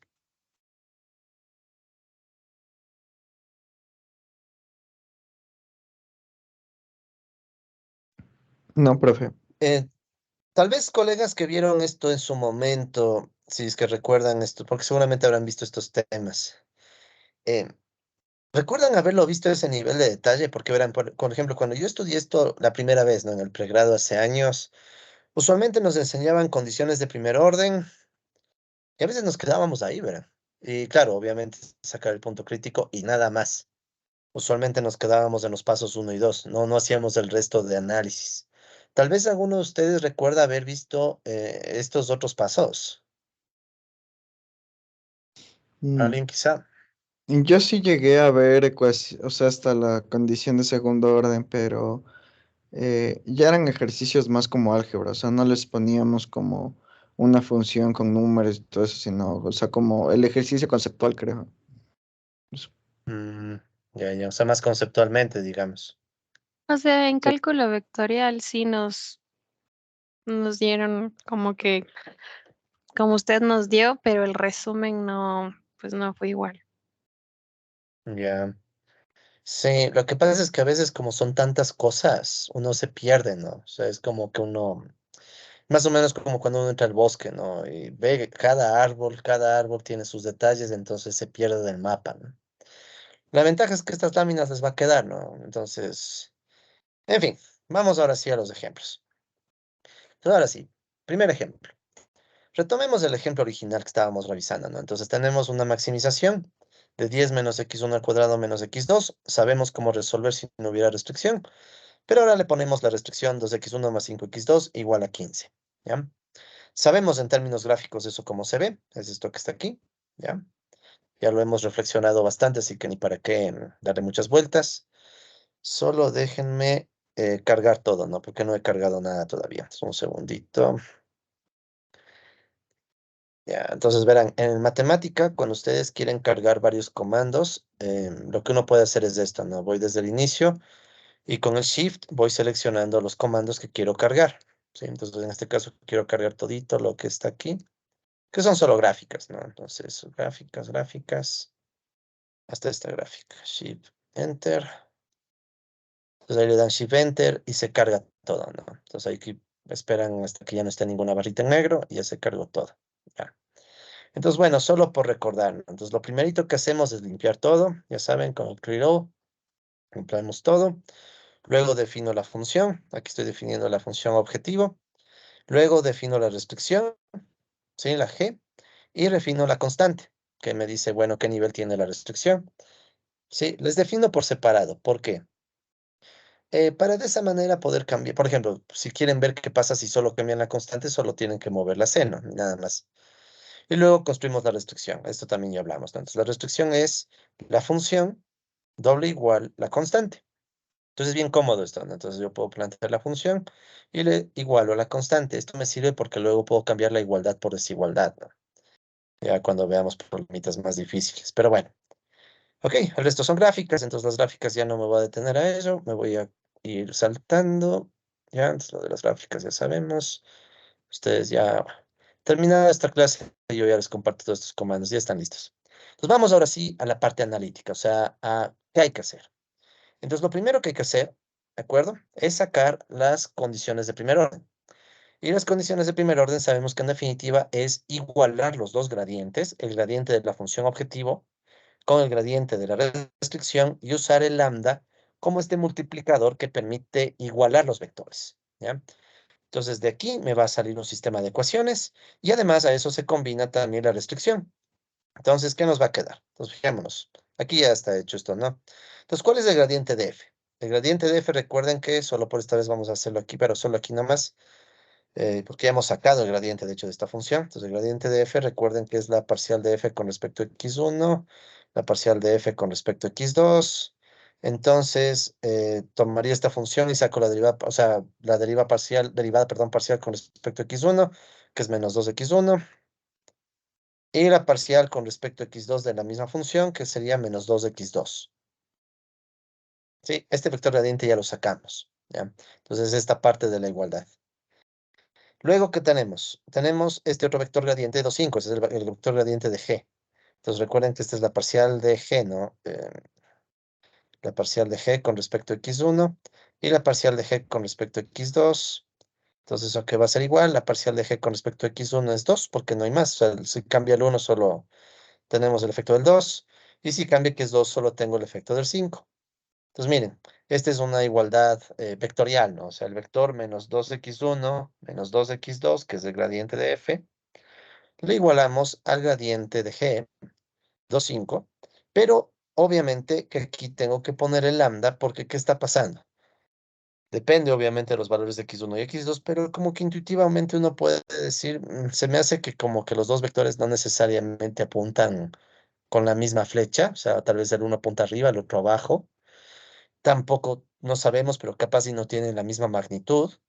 Pero lo que sí sabemos de ley es que tienen el mismo ángulo. O sea, pase lo que pase, por lo que hicimos antes, sí, por ese análisis que hicimos del teorema de la función implícita, obligado, el un gradiente, ¿sí? va a poderse dibujar en la misma línea que el otro gradiente. O sea, es obligado. Eso pasa, porque ambos están así, ¿no? Están topándole de forma, son perpendiculares a la tangente. Entonces, de ley pasa esto, ¿ya? Ok, entonces tenemos entonces ahí tenemos dos ecuaciones, ¿no? Fíjense, tengo esta primera ecuación que correspondería a igualar este término, con el lambda de por medio. Tengo una segunda ecuación y la restricción me da una tercera ecuación. Entonces tengo tres ecuaciones, ¿no? Sí, tengo estas tres ecuaciones y esas tres ecuaciones se pueden resolver, ¿ya? En este punto ya no quiero saber nada de, bueno, a ver, solo veamos las ecuaciones, ¿ya? Menos 2x1 es igual a lambda, a 2 lambda, ¿ya? Menos 2x2 es igual a 5 lambda. Y la otra ecuación es que 2x1 más 5x2 es igual a 15, ¿ya? Resolver esto ya es trivial, ¿no? O sea, a ver, ¿qué podríamos hacer ya? Solo por esta vez. A ver, lambda sería igual a menos x1, ¿verdad? O sea, lambda es menos x1, simplifico los dos. Entonces el lambda le puedo reemplazar en la otra ecuación. Me quedaría menos 2x2 igual a 5 por lambda, que es menos x1.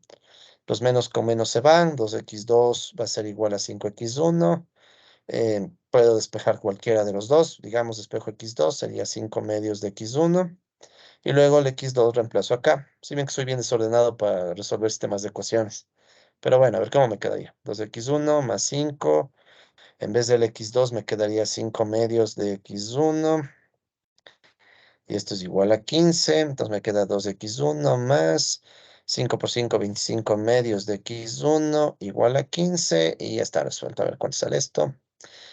Sería 2 y 2, 4, 25, 29 sobre 2, x1 igual a 15. Entonces x1 es 2 por 15, 30 sobre 29, si no me equivoqué. 30 sobre 29, disculpe que esté sobrescrito, pero sí eso sale, ¿ya? Luego, ¿qué habría que hacer? Entonces, si ven, es un sistema de tres ecuaciones lineal incluso, ¿no? O sea, en este caso incluso lineal, así que no es tanto problema. Entonces, después, ¿qué haríamos? Reemplazo el x1 estrella para sacar el x2. Bueno, solo por sacar, a ver, entonces x2 estrella sería igual a 5 medios de x1. Este es x1 30 sobre 29. La mitad es 1, la mitad es 15. Entonces, x2 estrella debería ser 5 por 5, 25, 75. 75, 29. Sí, sí sale. Y una vez que tenemos esto, a veces uno se queda ahí, ¿no? O sea, a veces uno, cuando no aprendes todo así tan al detalle, se queda hasta ahí, pero no está completo. O sea, ¿qué más toca sacar? Lambda. Porque yo necesito saber, bueno, o sea, cuál es el numerito que permitió igualar los dos vectores gradientes. Entonces, finalmente, lambda sé que es menos x1, sí, por esta cosa que está acá. Entonces, por aquí, lambda es igual a menos 30 sobre 29. Ya, les pido disculpas, una cosa tan atropellada. Lo voy a llevar a los apuntes ya para que quede registro al menos, ya. Se nota que no me preocupa mucho eso porque ya saben que tenemos en matemática. O sea, esto es solo para gimnasia, ya, es solo gimnasia, porque en realidad esto sería mano, ¿ya? Se asume que ustedes deben tener la capacidad de resolver estos sistemas, o sea, eso también, ¿no? Pero a la final ya quiero automatizar, o sea, esto ya está muy bonito para ver la mano, pero bueno. Entonces, los resultados cuadran, ¿no? Aquí está menos 30 29 avos, que por cierto es 1.034. Bueno, 30 29 y 75 29. ¿Cómo saco esto en el matemática? Ya es lo interesante, digamos. Entonces, veamos. Condición de primer orden. Entonces, miren, primero sacamos el gradiente de f. Ustedes no se olviden, nabla es este símbolo, ¿no? Este símbolo es el nabla. Por eso he decidido llamarle nabla f, ¿no? Pueden ponerle el nombre que quieran, ¿no? O sea, pueden ponerle df o lo que quieran, ¿ya? Yo lo voy a llamar nabla f, para no olvidarme que es el gradiente de f. Entonces, como ya sabemos, este gradiente se saca sacando o aplicando la función deriva a el f, que es la función que hemos creado, f de x1, x2, y después doble llave para sacarle la derivada con respecto a x1 y x2. Si no pongo nada, ya saben que la función sobreentiende que es la primera derivada, o sea, es el gradiente, porque tiene dos términos. Ya matemáticas se encarga de que sea el gradiente. Entonces, shift enter, y como pueden ver, aquí está el gradiente, que es lo mismo que ya habíamos visto antes, ¿no? Menos 2x1 y menos 2x2. Tengo el gradiente de f. El gradiente de g, vean lo cómodo que es, ¿no? O sea, el gradiente de g simplemente es la misma función, solo que en vez de f pongo g, ¿sí? O sea, por eso digo, es un procedimiento tan tan repetitivo que uno lo puede automatizar. Entonces aquí, miren, está simplemente de cambiar, ¿no? O sea, aquí era f, aquí era g. Y esta función g también ya la construimos arriba. Entonces ahora tengo el nabla de g. Luego, ¿qué tengo que hacer? Luego, como pueden ver más abajo, construyo un objeto que le llamo CPO, condición de primer orden. ¿Sí? Le llamo CPO, condición de primer orden. ¿Y qué dice la condición de primer orden? Miren, es idéntico a lo que nosotros ya sabemos. Nabla de f es igual a lambda por nabla de g. O sea, es literal lo que sabemos. O sea, que los dos vectores gradientes tienen que igualarse, pero el lambda ayuda a la igualdad, porque sabemos que estos dos vectores pueden tener diferentes direcciones, perdón, diferentes sentidos, diferente módulo, pero el mismo ángulo. ¿Ya? Entonces, lambda es un número. ¿Cómo saco lambda, por cierto, en los comandos? Ustedes verán, una opción sería irse a insertar, carácter especial, y ahí les va a aparecer lambda. ¿Sí? Entonces aquí ustedes buscando, ahí está lambda, ¿ya? Esa es una opción. Entonces ustedes pueden coger y buscar en caracteres especiales. Y entonces, repito, insertar, carácter especial. Otra opción es lo siguiente, ya ustedes cuando escriban comandos pueden dar escape y empiecen a escribir lambda. Entonces ahí ustedes ven escape, les va a salir estas tres líneas, ustedes empiezan a escribir lambda y les aparece lambda. Entonces ustedes dan tab, ¿sí? Y con el tab ya aparece lambda. ¿Sí? Entonces es bien parecido, es un poco parecido a LaTeX, ¿no? O sea, cuando ustedes están en LaTeX y escriben letras griegas o, bueno, incluso en Word se puede hacer esto en PowerPoint. La idea es esa, o sea, repito, en escape empiezan a escribir lo que quieren ver y sale lambda. De hecho, pasa con cualquier símbolo, ¿no? Por ejemplo, ustedes pueden poner alfa, les sale el alfa, beta y cualquier símbolo, ¿no? Letra griega, lo que sea. Entonces, en este caso, la igualdad es directa, miren, ¿no? Nabla de f, o sea, el gradiente de f, es equivalente, por eso el doble igual, no olvidarse jamás, ¿no? El doble igual para equivalencias matemáticas. Este igual es para crear objetos, ¿ya? Entonces aquí nabla f, doble igual.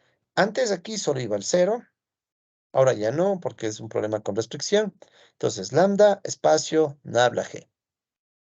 Listo. Shift, enter, y está la igualdad. Entonces, claro, matemática en su memoria va a guardar esto como la igualdad de dos listas. Pero nosotros sabemos que en realidad son dos vectores. Ahora, lo que sigue es estrictamente visual, ¿sí? O sea, estrictamente visual. O sea, lo que va a poner acá, esto de aquí, es visualización, o sea, es para verlo nosotros. Esto no va a alterar en nada lo que matemática calcule. Entonces, verán, sino que me va a ayudar para explicarles de paso algunos detallecitos de matemática. ¿Qué tal si yo quiero ver la igualdad vectorial? Como ven aquí, ¿no? O sea, esta igualdad. O sea, ¿qué tal si yo quiero verla? O sea, quiero llevarme esa idea de cómo está saliendo todo, ¿no? Para verificar que está todo en orden. Entonces, verán, cuando ustedes tienen una igualdad, por ejemplo, este CPO es una igualdad, ¿no? Entonces yo escribo CPO, condición de primer orden, matemática ya tiene guardado en la memoria esta igualdad. Entonces, matemática reconoce cada elemento de la igualdad de forma muy parecida a una lista. ¿A qué me refiero? Que ustedes de esta igualdad, ¿sí? De esta igualdad que está aquí, pueden extraer el primer término, el de la izquierda, o el segundo término de la derecha. ¿Cómo? Como si fuera una lista. Es decir, ustedes hacen CPO, corchete, corchete 1, ¿sí? Y es como que estuvieran extrayendo el primer término de una lista, pero en este caso no es una lista, es una identidad. Entonces aquí matemática va a entender sacar o extraer el primer término de la identidad. Entonces si le damos Shift Enter, miren, me sacó solo el primer término de esta igualdad, ¿ya? En cambio, si en vez del 1 pongo el 2, obviamente me va a arrojar el segundo término de la igualdad, ¿sí? Entonces yo en el matemática puedo extraer el término de la izquierda o de la derecha de una igualdad, ¿sí? Claro, ya depende para qué quiero hacer eso, pero puedo hacerlo, ¿ya? Ahora, si ustedes se pasan y quieren pedir un tercer término, obviamente que sale error, te va a decir que la parte 3 de esto no existe, ¿ya? Y te va a mostrar algo que no tiene sentido, ¿ya? Entonces, esto ni caso, pero es la idea. Entonces, ustedes fíjense que podemos extraer términos de una igualdad, de una identidad matemática, ¿no? Entonces, esto les dejo porque puede ser muy útil en algún momento, ¿no? Puede ser muy práctico. Y de hecho, miren lo que hago ahora. Luego de eso, acá construyo esta expresión, que aunque está un poquito larga, no es nada del otro mundo. Entonces, miren lo que hago. CPO, corchete, corchete 1, ¿qué significa? Tomo el primer término de la igualdad y lo escribo como matriz. Recuerden que el doble slash matrix form me va a dar esto en forma de matriz. ¿Ya? Entonces, estoy aquí en forma de matriz. Igual, igual. Esto es estrictamente para que se vea bonito, ¿ya? Entonces le puse como igualdad. Entonces igual, igual. Y aquí pueden ver que esta vez está el CPO2, o sea, este otro, slash, matrix form, ¿ya? Entonces, les voy a ser sincero, no lo pensé mucho, hice rápido esta línea de comandos. em, entonces fue la forma más rápida que se me ocurrió de que podamos ver la igualdad, ¿no? O sea, construirle como, transformarle en matriz este primer vector, esta primera lista, y transformarle en matriz la segunda lista, igualarles como identidad. Entonces aquí pueden ver que está esa igualdad que la tenemos en la lámina, ¿no? Esta igualdad de aquí, ¿sí? Esta igualdad de aquí, ¿ya? ¿Sí? Entonces es más que nada para efectos didácticos, ¿no? Entonces ustedes pueden ahí ver que tenemos las dos igualdades, repitiendo que esto de acá no tiene nada que ver con los cálculos, es solo visualización, solo para que nosotros podamos verle a esa igualdad de los dos vectores. Entonces aquí se están igualando los dos vectores y bueno, el lambda ya se multiplicó, ¿no? O sea, ya matemáticas se encargó de multiplicar el lambda. Ahora, ¿qué necesito? Yo necesito transformar esto de aquí en dos ecuaciones, porque esto es una ecuación matricial. ¿Sí? Es una ecuación matricial. Entonces yo quiero transformarle en dos ecuaciones. ¿Por qué? Porque recuerden que de hecho necesitamos construir todo un sistema. O sea, ¿cuál es el sistema? Esta igualdad me da dos ecuaciones. Pero en realidad yo lo que necesito, ¿qué iba a ser? Dos ecuaciones, ¿ya? Pero en realidad yo lo que necesito son tres. O sea, esto de aquí toca sumarle otra ecuación. Disculpen la dislexia. Entonces necesito sumarle, ¿qué es? Ya, disculpen. Ya, entonces, a las dos ecuaciones que van a salirme de la condición de primer orden, debo sumarle otra ecuación, que es la que viene de la restricción, o sea, de la propia G. ¿Ya? Esta viene de la G. Entonces, ¿cómo lo hago? Debo construir un sistema de tres ecuaciones. Entonces, fíjense que aquí yo creo un objeto que le llamo sistema. ¿Sí? Precisamente es el sistema de tres ecuaciones. Y aquí uso algunos comandos. ¿Ya? Entonces, hice esto también de paso para enseñarles un poco más de comandos en el matemática. Por ejemplo, si solamente tuviera que poner esto, estas dos, esta igualdad vectorial, matemática ya podría resolver. El problema es que debo combinar esta igualdad vectorial con una ecuación, que solo es una, o sea, la restricción 1. ¿Sí? Recuerden que la restricción 1 es, si escribo restricción 1, es esta. O sea, debo combinar esta igualdad vectorial con esta igualdad de una sola igualdad. Entonces, ¿qué pasa? Que debo hacerlo de una forma inteligente, porque caso contrario, matemática no me va a entender. Se necesito guardar todo como un sistema de ecuaciones. Entonces, ¿qué se me ocurrió? Buscando en foros de internet. Pues verán, aquí encontré este comando que se llama thread. ¿Ya? ¿Qué hace thread CPO? ¿Ya? Entonces, este thread CPO, ya, primero thread es una función, ¿no? Si yo le pongo CPO, lo que va a hacer thread, miren, esto es bien interesante, ¿no? Va a coger esta igualdad vectorial y con thread le va a transformar en igualdad ya en términos de lista, ¿no? O sea, una lista de igualdades. ¿Ya? Entonces, esto recuerden que originalmente era una igualdad de dos. Pasé acá, ya. Entonces, miren, originalmente era esto, ¿no? O sea, una lista igual a otra lista. ¿Ya? Si es que solo tuviera que matemática analizar esto, listo, se acabó. El problema es que tengo que combinarle con la otra restricción. Entonces, ¿qué es lo que hacemos? Usamos el comando thread y con el comando thread, esto de acá se transforma en dos igualdades. Ya tengo dos ecuaciones. Entonces, para eso estoy usando el comando thread. Primerito, ¿no? Luego, ustedes pueden ver que uso este join. ¿Qué hace el join? Join es una función que permite juntar listas en una sola lista. ¿A qué me refiero? Si yo veo thread, creo una lista con thread y restricción 1, pues imaginen que creo esta lista. ¿Qué es lo que pasa? Matemática es bien estricto en esto, ¿no? O sea, thread CPO es la lista con las dos ecuaciones y restricción es otra ecuación. Entonces, ¿qué es lo que está pasando? Que matemática aquí no me va a entender. De hecho, ya pasó, o sea, me salió error, ¿no? Entonces, ¿qué pasa? Va a salir error porque en esencia matemática necesita que todas las ecuaciones estén en una sola lista simple y punto. ¿Sí? Entonces, aquí hay algunas opciones. Por ejemplo, hay otra función que se llama flatten. Si ustedes usan la función flatten, que tal vez es la que debí usar, ahorita se me ocurrió. Entonces, ¿qué hace matemática? Matemática coge y simplifica todo y ya, una sola lista con todo. ¿Ya? Entonces, esa es una opción. O sea, ustedes pueden usar la función flatten, que es, bueno, dice aplana. Entonces, lo que hace flatten es a una lista que está compuesta de varias listas y cosas raras y toda una mezcla, Si ven, aquí hay una lista, aquí solo hay un objeto y de toda una lista. Flatten se encarga de transformarlo en solo listas y punto. ¿Ya? O sea, literal la plana, ¿no? Así, solo lista. ¿Ya? Una sola lista con todo y ya está listo. O sea, aquí ya queda listito para usarse como el sistema de ecuaciones. Pero hay otra opción. Y la opción que yo utilicé es más bien la siguiente. En vez de flatten, pero bueno, ya saben que entonces hay el comando flatten si quisieran, ¿no? Primero, restricción le guardé también como una lista. Pues miren que tengo dos listas. Tengo la lista thread, que salió de thread CPO, perdón.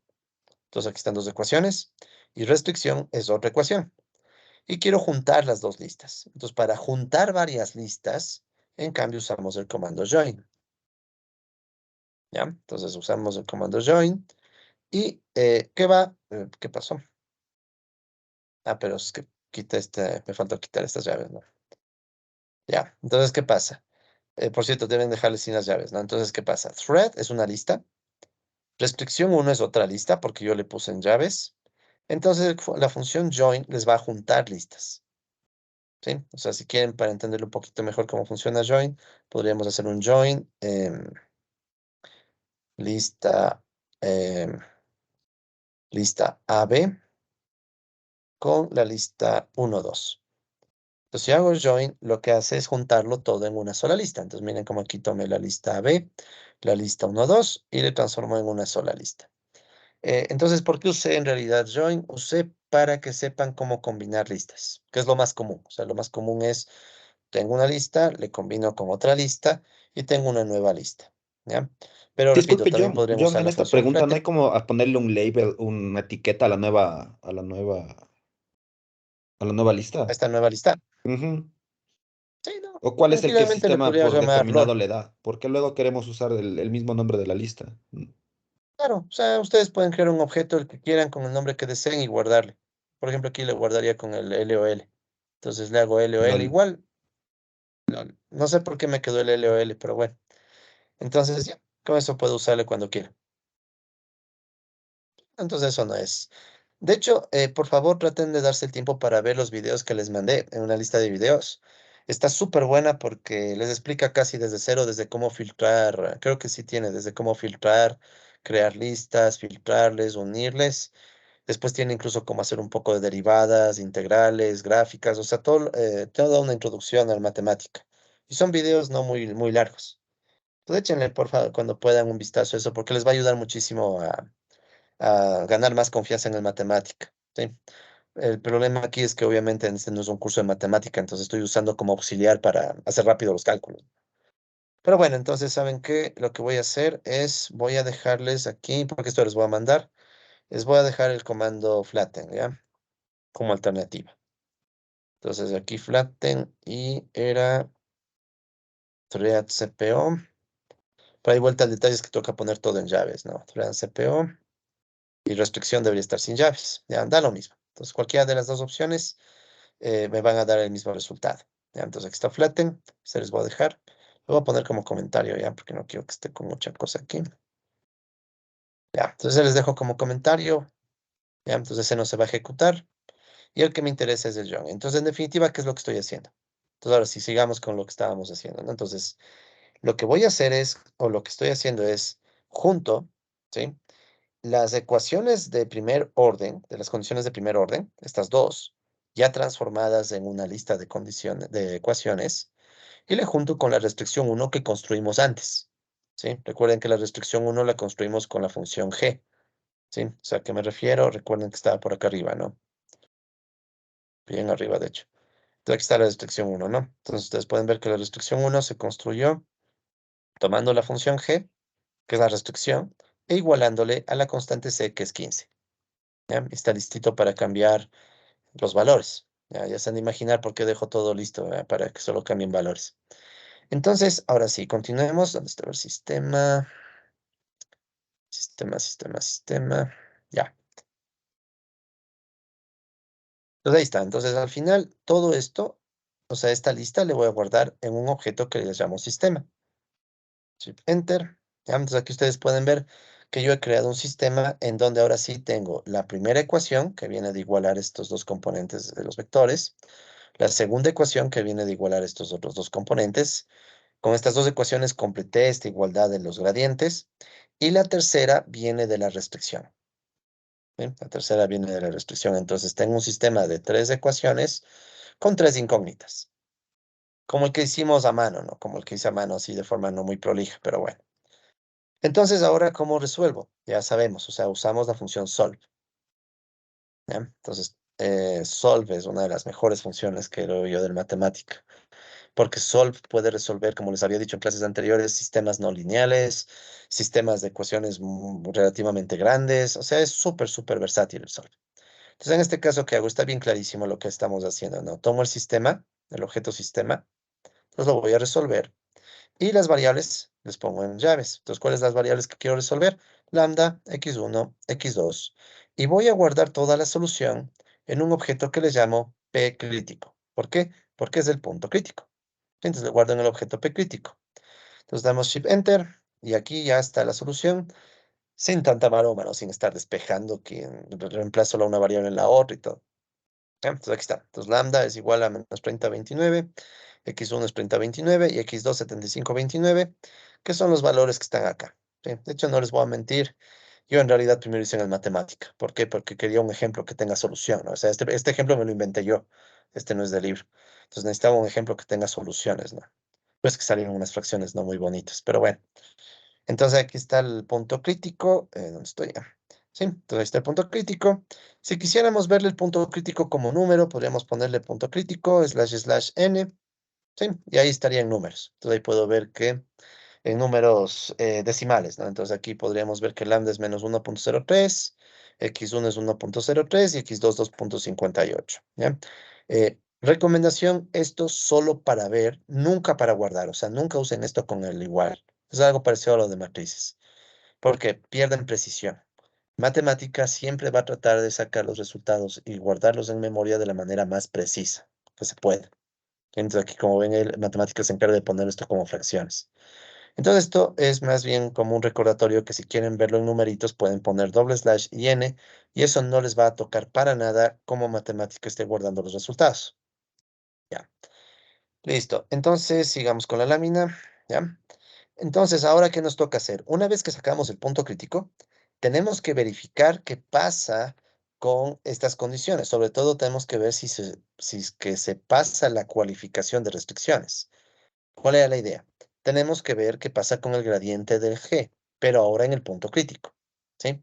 La ventaja es que en este caso el gradiente de G, si ustedes se fijan, el gradiente de G es un número. O sea, perdón, es un vector con números, 2 y 5, siempre. O sea, ¿por qué? Porque es lineal. Entonces, en el caso lineal, la derivada con respecto a x1 siempre va a ser 2, con respecto a x2 siempre 5. ¿Sí? Entonces, el vector gradiente, como estoy diciendo acá, siempre va a ser igual a 2 y 5. Entonces, en el punto crítico también va a ser 2 y 5. Por ende, no es un vector nulo. ¿Sí? Entonces, usualmente esto pasa en restricciones lineales. O sea, en restricciones lineales siempre estamos asegurados de que no vamos a tener un vector nulo en el gradiente y no vamos a tener cosas raras. La cosa puede cambiar si es que ya no es lineal. Sí, o sea, aquí como es lineal no pasa nada y bueno, ya, pero cuando no es lineal la restricción, si estuviera un término al cuadrado o al cubo, peor todavía al cubo, podría pasar que cuando ustedes reemplazan los x1 y x2 ya en el gradiente se haga 0, 0. Entonces ese es un caso raro, ¿ya? Entonces ahí cuando tienes un caso raro hay que hacer la gráfica, hay que hacer un análisis más profundo, o sea, buscar otro enfoque, ¿ya? Pero en este caso no. En este caso vemos que el vector no es nulo, entonces podemos seguir. Ahora, en el matemática les dejo la cualificación de restricciones, que es bien sencilla. Miren, aquí está el nabla G. Después ustedes ven que está slash punto y P crítico. ¿Qué significaba este slash punto? Ese es para reemplazar el P crítico. ¿Qué era el P crítico? Vean, por ejemplo, ¿ya? Si yo puedo poner la ecuación x1, el objeto x1, perdón, ¿ya? Y le hago slash punto P crítico. ¿Qué va a ser matemática? En vez de x1, va a reemplazar por lo que diga P crítico. ¿Qué era P crítico? P crítico está acá arriba, ¿no? Entonces P crítico es una regla de asignación, fíjense. Recuerden, ¿no? Cuando matemática resuelve un sistema de ecuaciones, guarda los resultados como una regla de asignación. En este caso, la regla de asignación es x1, donde sea que asome x1 y como sea que esté, reemplázalo por 30/29. Es lo que está haciendo, ¿no? O sea, el x1 lo reemplaza por 30 sobre 29. Si yo tuviera aquí en vez de x1, le pusiéramos x1 menos x2, porque se me ocurrió, y le hago slash punto p crítico, ¿qué es lo que va a hacer matemática? Ya hace el cálculo. Entonces dice, en vez de x1, escribo 30 sobre 29, y le resto x2, que es 75 sobre 29, y la resta de estos dos, ya reemplazando los numeritos, es menos 45 sobre 29. Ya, entonces en matemática, cuando tiene una regla de asignación, se la usa de esta forma, con el slash punto, y ahí en matemática se encarga de reemplazar los objetos que están aquí con los valores que diga la regla. ¿Ya? Entonces, en este caso, claro, es más para que se acuerden para qué sirve la regla de asignación, ¿no? En este caso, como el gradiente del el nabla G es 2,5, si le evalúan el punto crítico, o sea, este es para evaluar, ¿no? O sea, esto sería slash punto para evaluar, para reemplazar. Si reemplazo el punto crítico, en realidad va a seguir siendo 2,5. Entonces ya vemos que la cualificación de restricciones no es nada más que ver que el gradiente no es una cosa 0,0. Aquí es obvio, ¿no? 2,5. Pero estamos, digamos, automatizándole para cualquier restricción. O sea, miren, de hecho, si yo quisiera, solo tendría que cambiar la restricción que puse al inicio y los comandos van a ser los mismos. ¿Por qué? Porque, si me permiten volver un rato una lámina, son los mismos pasos. O sea, todo lo que estamos haciendo son los mismos pasos, siempre. ¿Sí? Esto no es tanto matemática, sino más programación, ¿verdad? Una recomendación. Siempre que ustedes hagan un problema y vean que los pasos se repiten y se repiten, traten de armarse un resumen de este estilo. ¿Por qué? Porque eso les va a ayudar a armar un programa, o sea, volverle automático el proceso. ¿Sí? Entonces, siempre que ustedes vean que algún problemita matemático, de economía, micro, macro, lo que sea, como que el proceso se repite una y otra vez. Entonces, es mejor que ustedes traten de armarse un resumen para de ahí ver cómo automatizar. Les digo porque, por ejemplo, algunos artículos que yo, incluso algunos que he publicado, lo he hecho así, o sea, he logrado automatizar procesos y después ya el tema es cambiar ecuaciones, ¿no? Cambiar datos, o sea, se vuelve ya bien cómodo, ¿ya? Entonces traten de ganar ese deseo de automatizar las cosas, ¿no? Para no estar haciendo a mano todo el tiempo. Ahora, recuerden que lambda, como les decía, tiene una interpretación, ¿no? ¿Sí? Entonces, lambda no es cualquier número. Entonces, en este caso, ¿qué me está diciendo el lambda? Lambda me está diciendo, primero es negativo, ¿no? Que tiene sentido, ¿no? ¿Se acuerdan que nosotros, este es nuestro ejemplo con el que empezó esta discusión, ¿no? Recuerden que el ejemplo era así, ¿no? Que estaba x1, x2, la curva de nivel tenía esta forma y la restricción era una recta que iba así. Recta, dije. Ya, bueno, hagan de cuenta que topo, ¿ya? Entonces, ¿qué era lo que pasaba aquí? Que el gradiente de G se iba para acá arriba, ¿no? El gradiente de G. Y en cambio el gradiente de F se iba para acá abajo.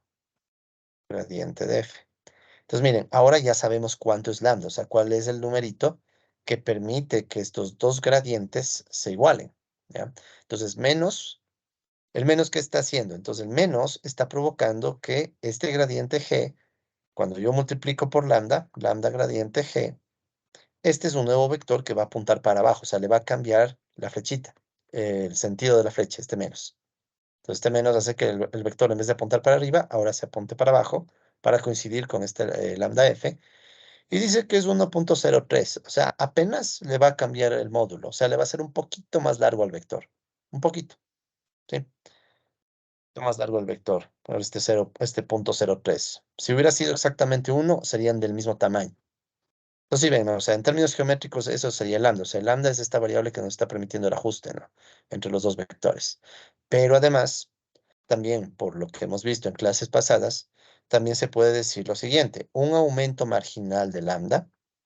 Aumento marginal, piensen que es un aumento mínimo. O sea, cuando lambda apenas crece, ese crecimiento de lambda reduce en 1,03 unidades el valor óptimo de la función.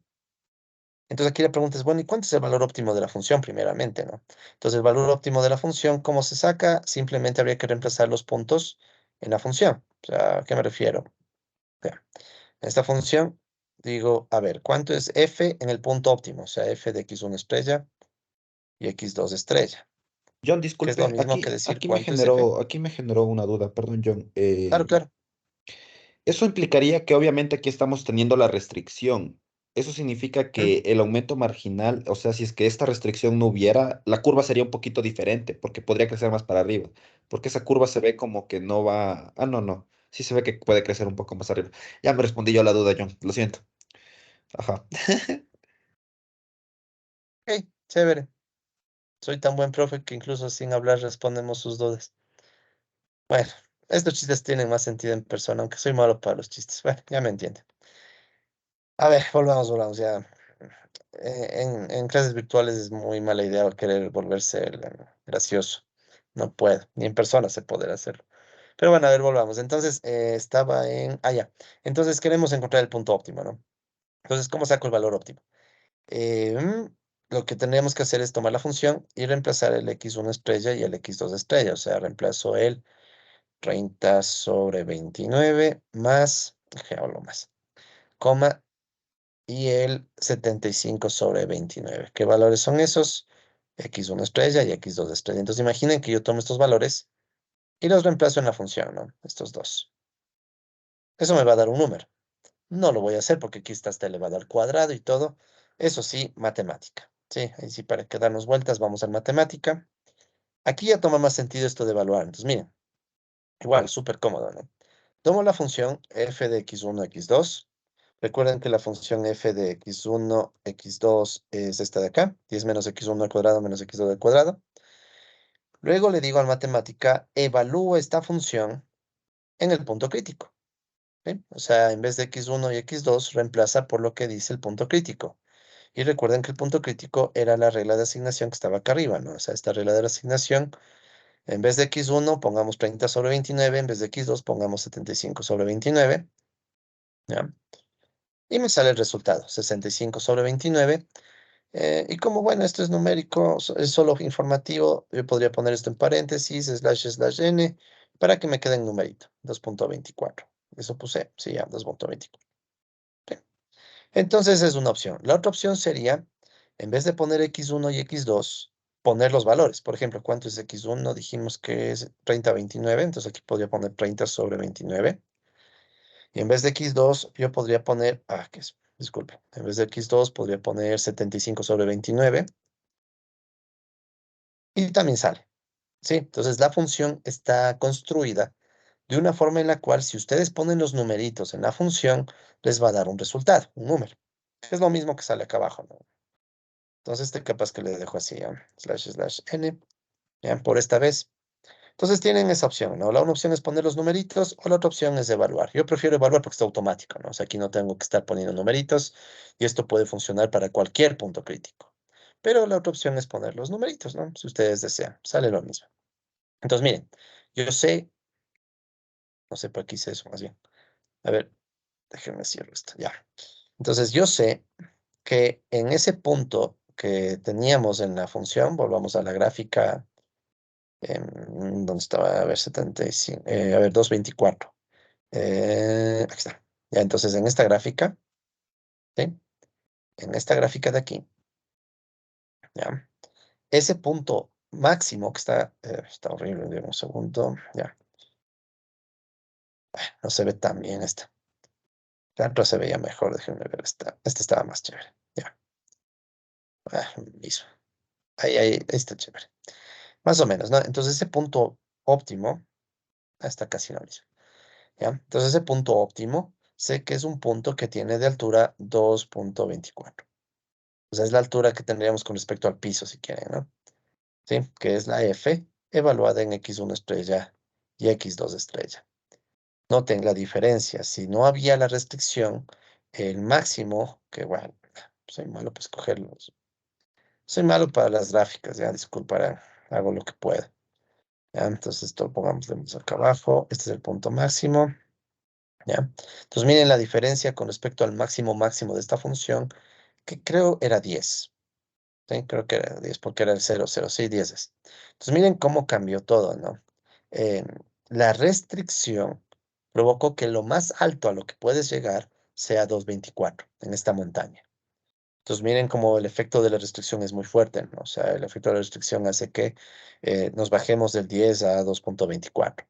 Entonces, esa es un poco la idea, ¿no? de todo esto. Ahora, déjenme ver porque creo que la interpretación de aquí no es un aumento marginal es de C, disculpen, no es lambda, C. Ya. Sí, porque recuerden que lambda es la derivada de f con respecto a C en el óptimo. Ya, aquí hay un error de transcripción. Entonces, ¿qué sucede cuando la constante C, entonces cuando la constante C se aumenta un poco, crece un poquito, o sea, este 15 crece un poquito. Entonces, cuando hacemos que el 15 crezca un poquito, ¿ya? Eso va a provocar que se reduzca el máximo nivel que tiene la función, que este nivel es ahorita 224, el máximo nivel que se puede alcanzar. Entonces, si le subimos el 15 un poco, este menos, sobre todo ese menos, me está indicando que el valor máximo va a tender a bajar y tiende a bajar en una unidad, más o menos, ¿ya?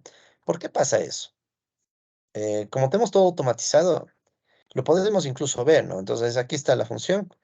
¿Qué pasa si, por ejemplo, me voy acá un ratito a mi formulación original del modelo y en vez de 15 le damos una pequeño aumento, ¿no? En este caso, para que se pueda ver, le voy a exagerar, ya, le voy a poner 18, ya. ¿Sí ven? O sea, es bien cómodo. O sea, en vez de 15 le voy a poner 18 y voy a ejecutar todito. Vamos a ver qué pasa con esta gráfica. Solo con esta vez.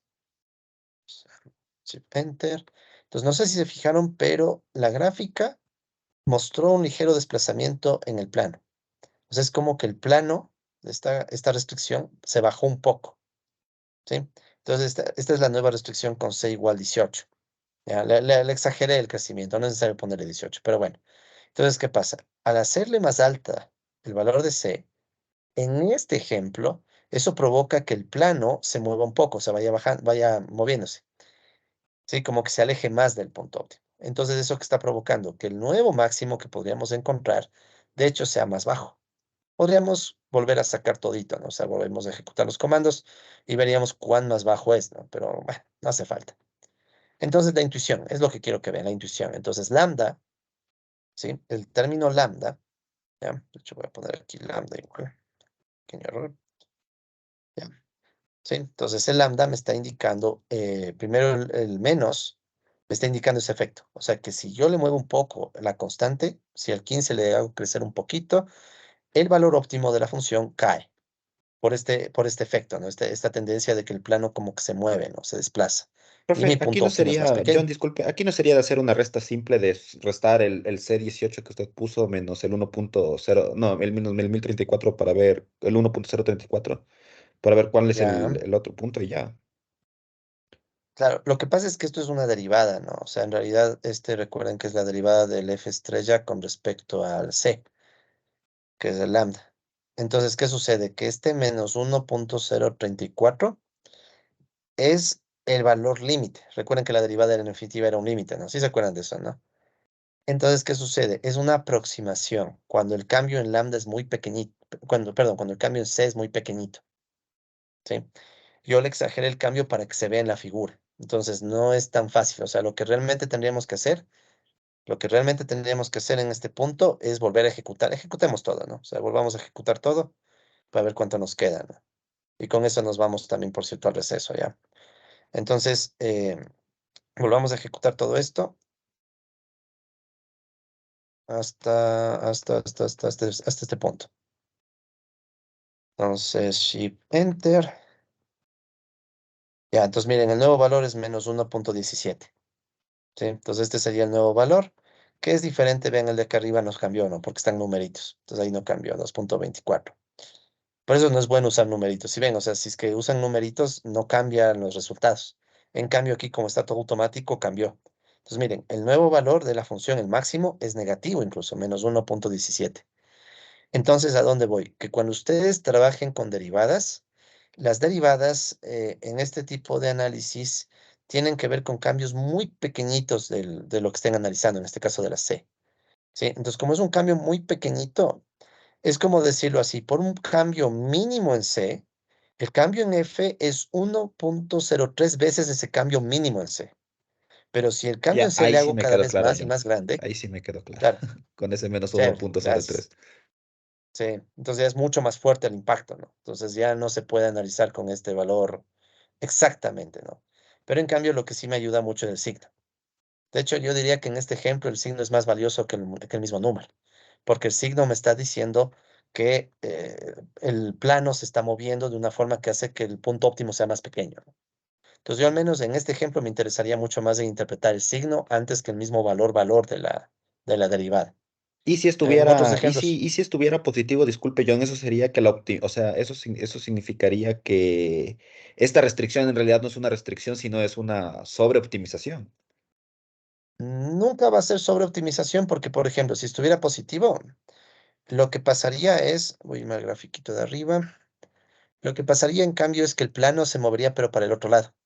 O sea, este plano se estaría yendo para arriba, Claro, ya, ya. Sí, sí, sí, John. pero seguiría siendo una restricción, ¿no? ¿Alguna otra pregunta, por favor, sobre esto? Si no, para ver si hacemos un receso en este punto. ¿No? Muy bien, entonces, colegas, hacemos ahorita un receso, lo de siempre, entre 5 a 10 minutos. Tomen un poco de agua, descansen, si es que no están descansando ahorita mismo. Y nos conectamos, yo estaré conectando en unos 5 minutos, pero de 5 a 10, ¿ya? Eso entonces, colegas. Muchas gracias. Voy a cerrar aquí el video.